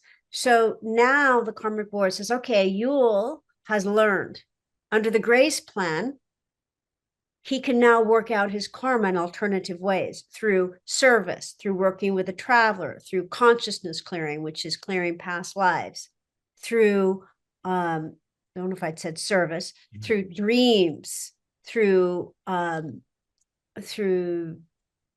much kinder, gentler ways. Now he might have, the next lifetime he comes in, he might have, he might not sleep for a week, and yet he has all these dreams of being murdered, but that's a heck of a lot easier than reincarnating. So that's grace. Again, I'm oversimplifying. No, So I got what you're saying, and first of all, thank you. But since you've been told maybe this is the last class for a while, let me be a little more specific. please. Usually, in theological terms, we always think of there's the Christ as the one and only Son of God. And Right. there's mention here of one, there's two sons, so there's a little question I have there. And the other question is, because first of all, I'm very fascinated by the work that you're doing. I look forward to reading your book that's coming up. It's a plug for your book for everybody who's listening. Get the book. So I'm putting a little plug there. It is that angels, by their very nature, they basically are completely subservient to God, obedient, and it's like there's no free will per se. Not So archangels. And what's Lucifer, that? not archangels. Lucifer and Jesus were both great archangels. That's my guess. So that's that. Yeah. But supposedly a third of the angels decided, hey man, we're going to go with this. So you know what I'm saying? There's a little bit like what is it? The angels now that got a little confused. What Sure. happened there? Yeah, So that's an excellent question. So yeah. in biblically it says the dragon, I'm going to butcher this, but the dragon swept his tail and a third of the stars of heaven fell. Mhm. Right. So those were angels. That is the dragon was Lucifer. So Right. when Lucifer said, yeah, I'm not digging this grace plan, I'm going to keep implementing law. I'm going to keep enforcing law. That was against God's will. Now imagine that fall. Right. So, but God allowing us, God is learning through everything we're doing. So God allowed that, of course, right? So when Lucifer fell, remember, yes, it's true. Angels do not have free will. Their will is the will of God is disseminated to them by the archangel above, right? And that goes all you could have a God, great archangel, angel, archangel, disseminating all the way down to the angels. Angels don't have free will. They follow the archangel above. So those angels, all these angels, a third of the stars in heaven. Lucifer was much older than the other great archangel, which was the Christ, Jesus. Jesurael is what I call the archangelic form of Jesus. Jesurael. Or Sanandael, if you prefer. And so when those angels who were just angels, who are one with the will of God and one with, which was disseminated from the archangel above, they don't have free choice. So they fell, they just followed the guy above them, right? And the guy above them and the guy above them followed the guy above them, and the guy at the top was Lucifer. So those angels, however, who evolved into archangels, because archangels do have free choice. JR said archangels are at the level of the human soul. Lots of free choice, right? Free will, right? And then you get into great archangels, which are incredibly high. Those angels who knew better, who did have free will, they had a much higher fall. They knew at some level that Lucifer was not following the will of God, and yet they chose to follow him. So the higher the level of knowing, the bigger the fall. You got these angels who are like, they're just, following orders, like, like like in an army. exactly they're just following general's orders, and they have been inculcated to that, right? So they don't fall very far. Yeah, a couple lifetimes they're back in the grace plan, right? Now these angels, you get up high, these ones that are right below Lucifer, they know better and they don't do better. Well, can't we all raise our hands on that? But that was a big no better. The ones that were right under him are often called the sons of perdition. So they had a big fall. They're still climbing back up. Obviously, Lucifer is still, I don't know if he's climbing back up, but he's still definitely fallen, right? So only Son of God is biblical. Let's call it not literal, right? So to my point of view, and this is, again, I'm at a great disadvantage here because of time, but to my perspective, only Son of God refers to absolute surrender. Yea, I absolutely surrender all of my free choice. I freely give it to you, God. I am one with you. I know that I am one with you. When you've seen the Father, you've seen me. And now I am God's conscious child, fully manifest, fully surrendered to God. I am the Son of God in full conscious awareness. I think it was a poetic way of saying one with God, fully evolved, fully having achieved that ultimate state of oneness with the Father, where there is now complete surrender of free choice. And what is that? That is an angel human of the highest order. That is God itself. That's what I think it means by only Son of God. Because if we look chronologically, Jesus was the second Son of God. I think Lucifer, when Lucifer, look at his names, the morning star, right?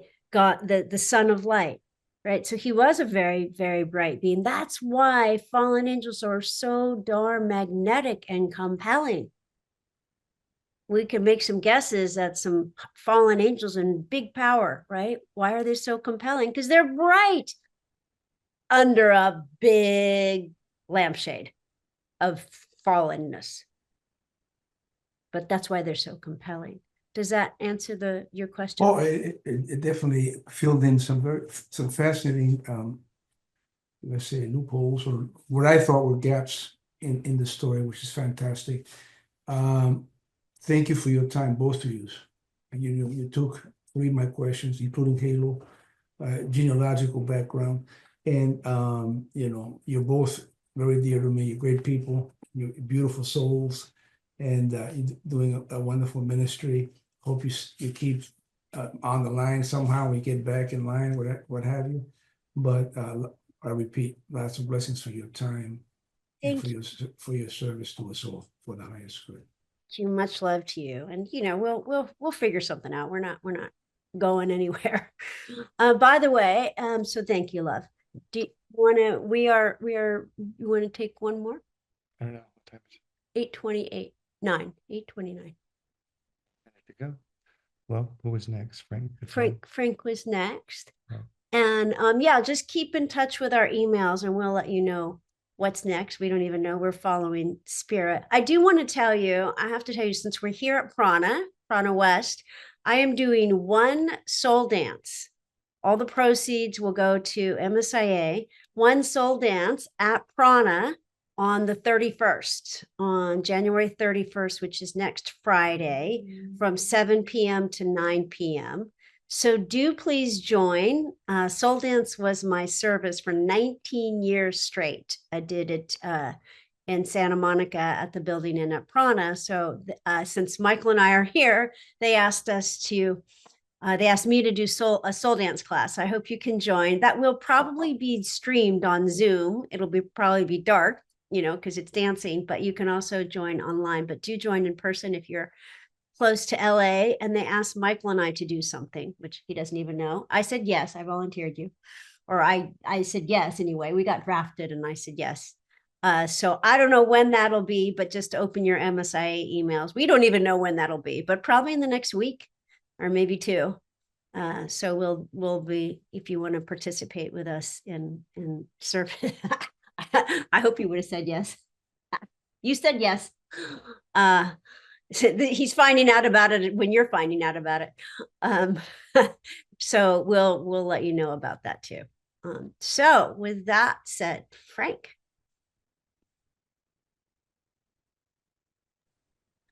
Hey there, Michael, Alicia. Glad I'm catching you before I went to bed. Um,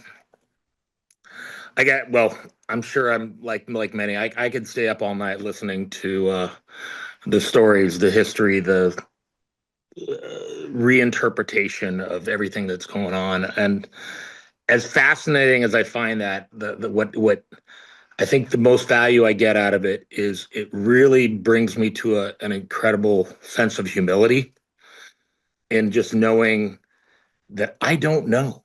And so there's 0 point in judging anything that is happening on this planet. I mean, anything. I mean, I know there are people who are still absolutely morose over Trump's election. And it's like, you know, I don't know. You know, there's a bigger plan here. So I'm surrendering to it. And I think sometimes it's misinterpreted as indifference or equivocation. I profoundly disagree. But I guess that actually is something that leads to what I've been ruminating about.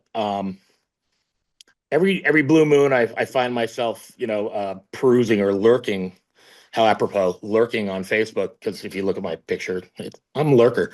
Um, uh, and I found myself caught in by a post, and it really struck me because I just started thinking about how we collectively tend to, even in the spiritual circles, we tend to get into our righteousness a lot. And I think one of the biggest gifts I have since moving to Texas, as much as I miss California, maybe not at the present moment with what you guys are dealing with, but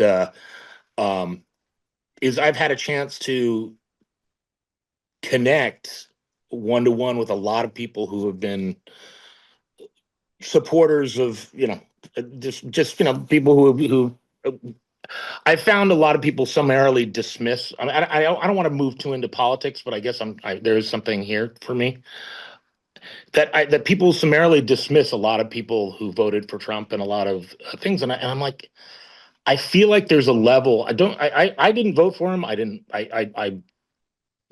even want to get into all those things. But what hit home for me was like, well, wait, have you tried to talk with someone on a deep level and connect with them?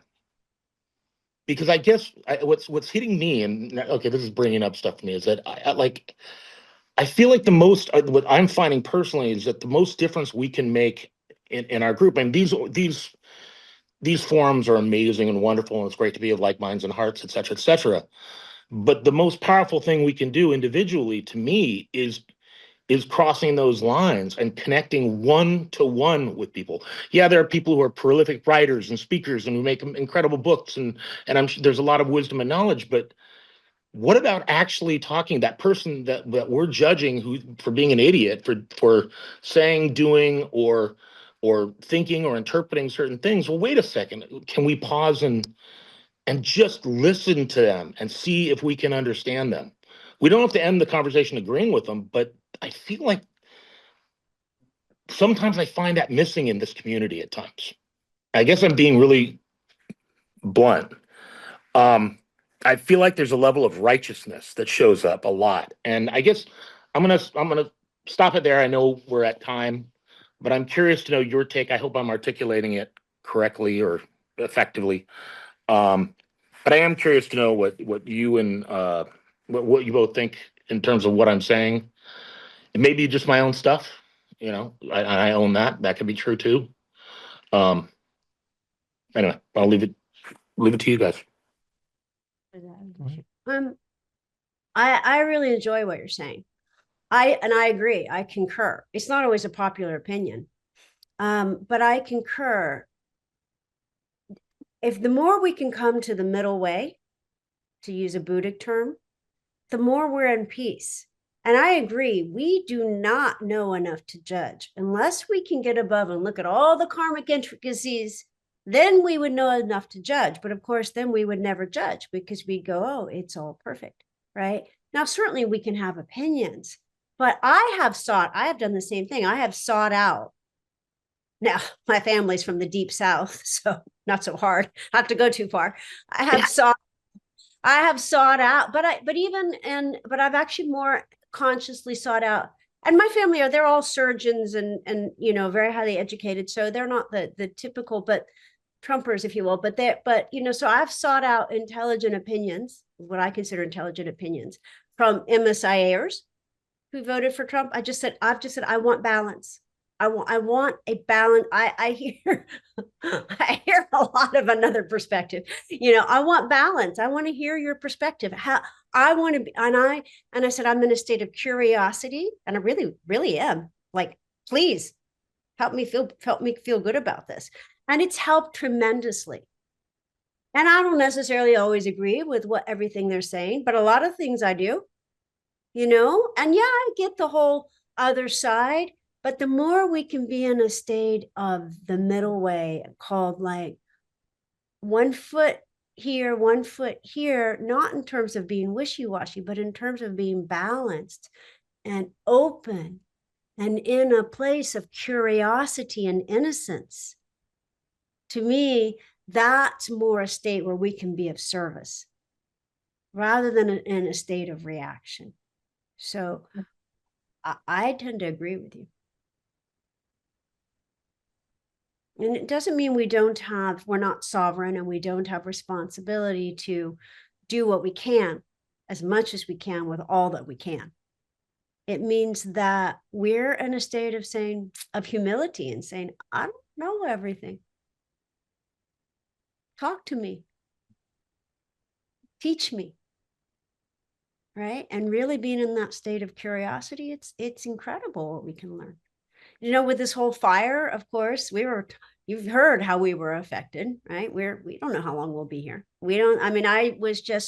This is literally left a completely burnt out city, my beautiful city. This is how I was. I'm in a full hazmat suit here. This is home. This was where I drove from. I don't know if you can see that. My sister, her house, she has a house in the Palisades too. So she evacuated. She went through all of it. I talk to her regularly. Yeah, this is how we enter our homes, right?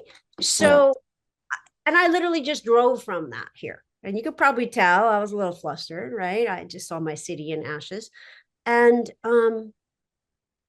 but yet, I'm also in such a state of gratitude, like I don't know that I have ever been. I do know. The last time I was in this kind of gratitude was when my baby son, Danny, light of our lives, when Danny was born very premature and almost died and did not.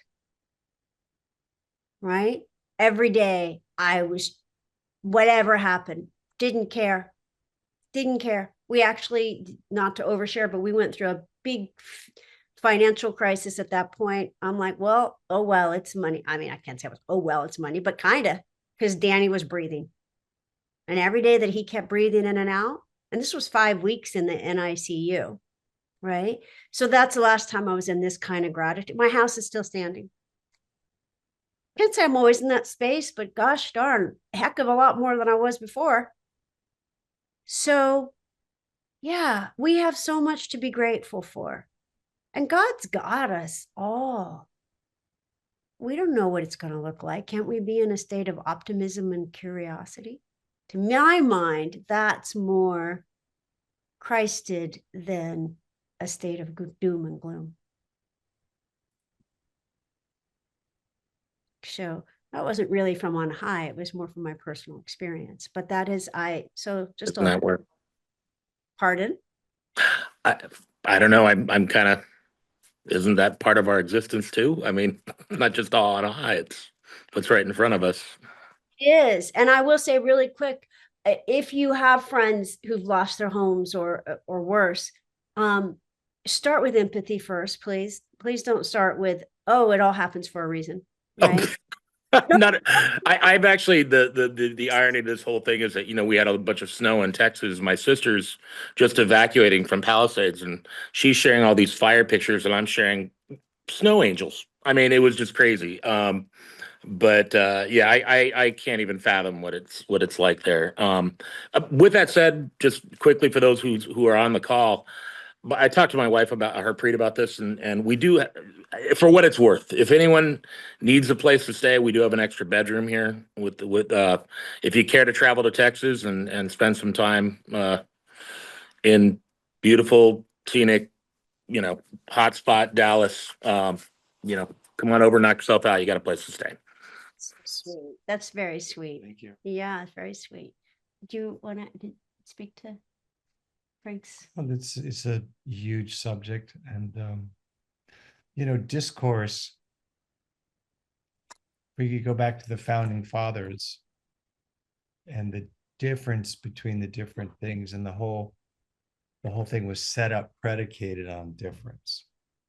You got Alexander Hamilton, Aaron Burr.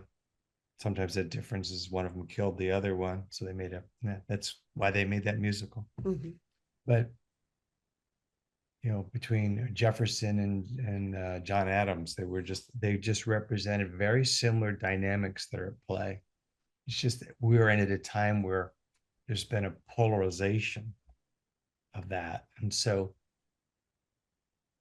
then there's within that polarization, there's a tremendous pressure from people, but even more so a seduction to go into one worldview or another worldview. And reality, I think, is somewhere between those worldviews. And Absolutely. I've watched what I look at as incredible asinine things being said and done through Republicans and Democrats. And in LA, some of the stuff with this fire, there's a Democratic mayor, and the stuff that's led to this is just, it was preventable. It's so preventable. And you say that's the kind of thinking that to me is way off track. You generally, with these things, when you get to extremes, that's kind of the problem with it. That's the big test right now, is the world is trying to push, and we could even say the negativity that went in this world is trying to push separation.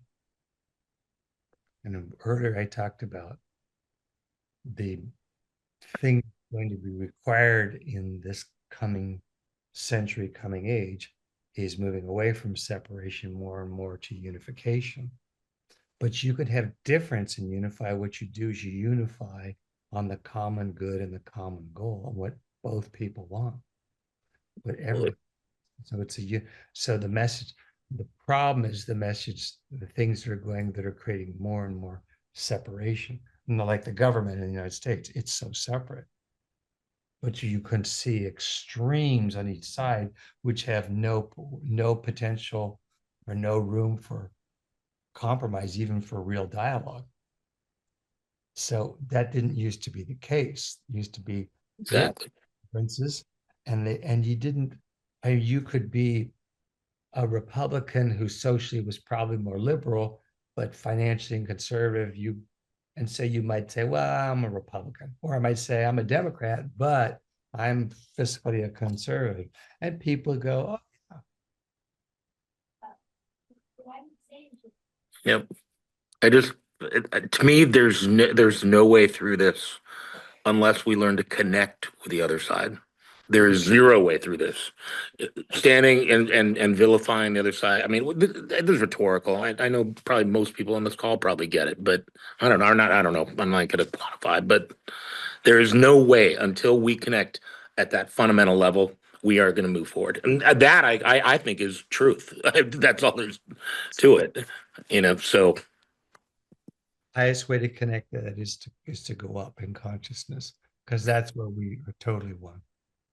And the closer we get to that, I'm not saying we have to all get enlightened, but the more we start to see from that perspective, then, you know, walk a mile in their moccasins, bingo.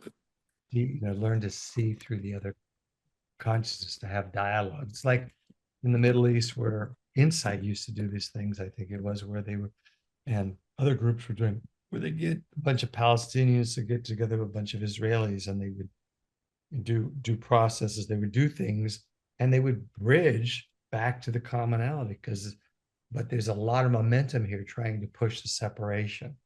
That, we would say in our parlance, is the negative power. The message of the time, that movement to the Aquarian age, is a message more and more to the unity.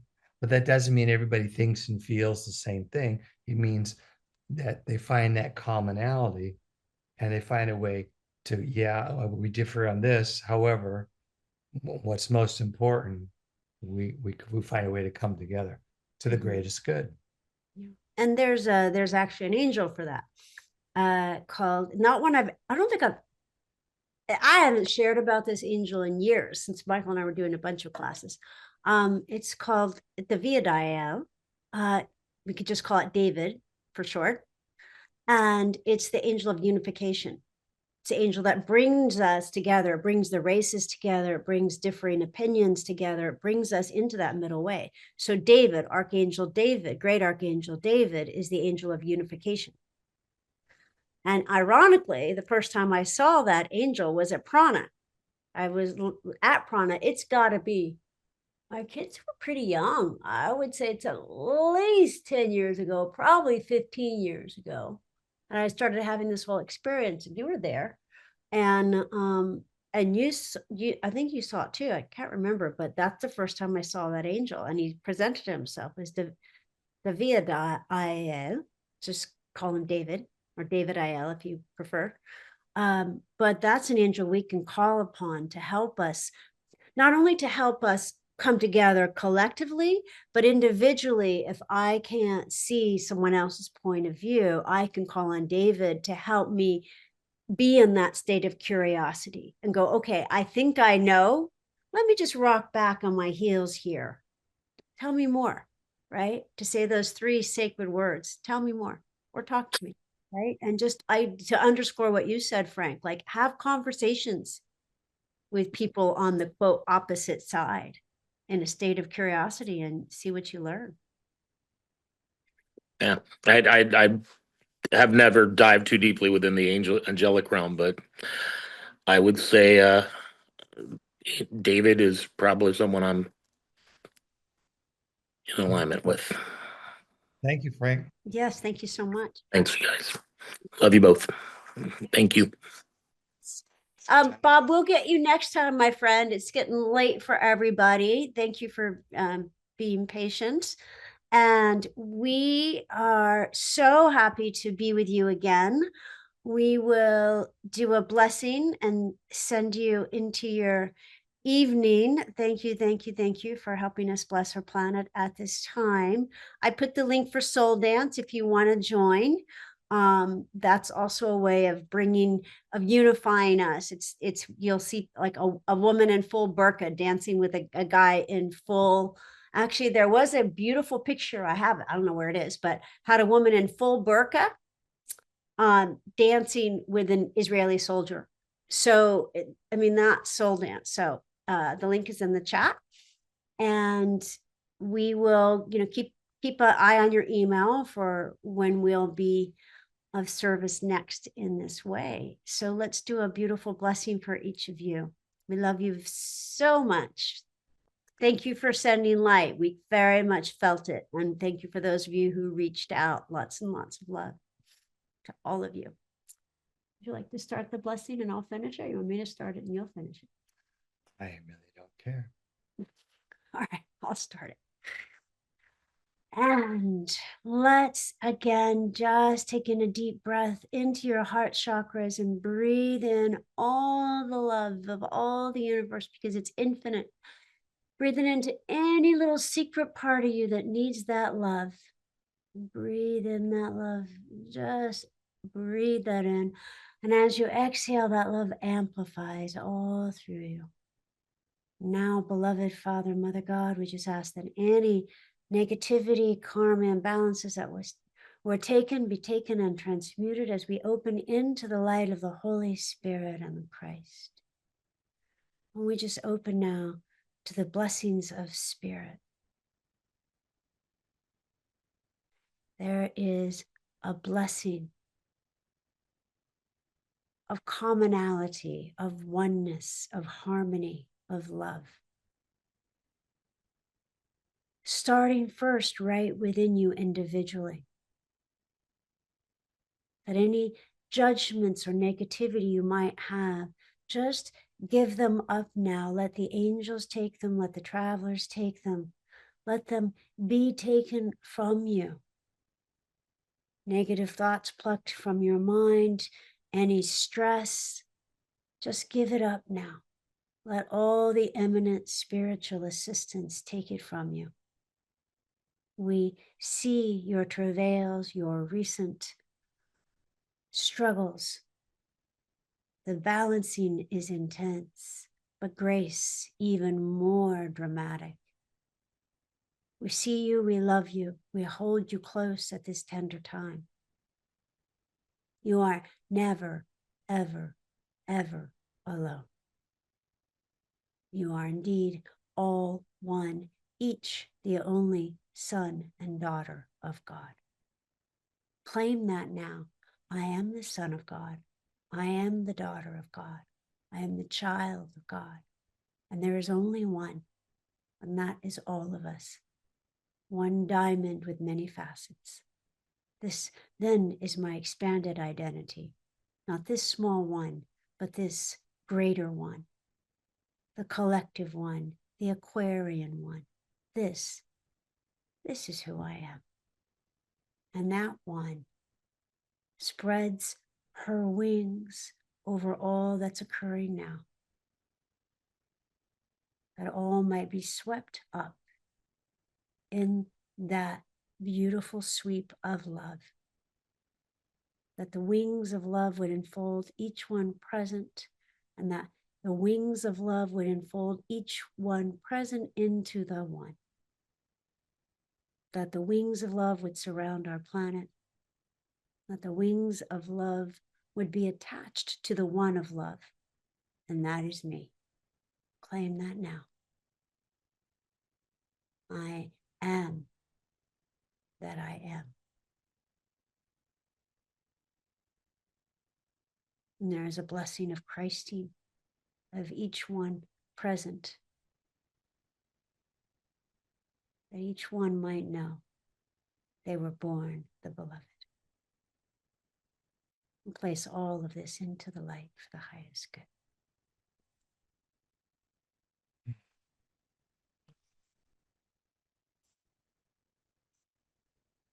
We thank you, Lord, for coming together with us in this gathering, that your spirit has been extended and may continue to be extended, and that the remembrance of God's presence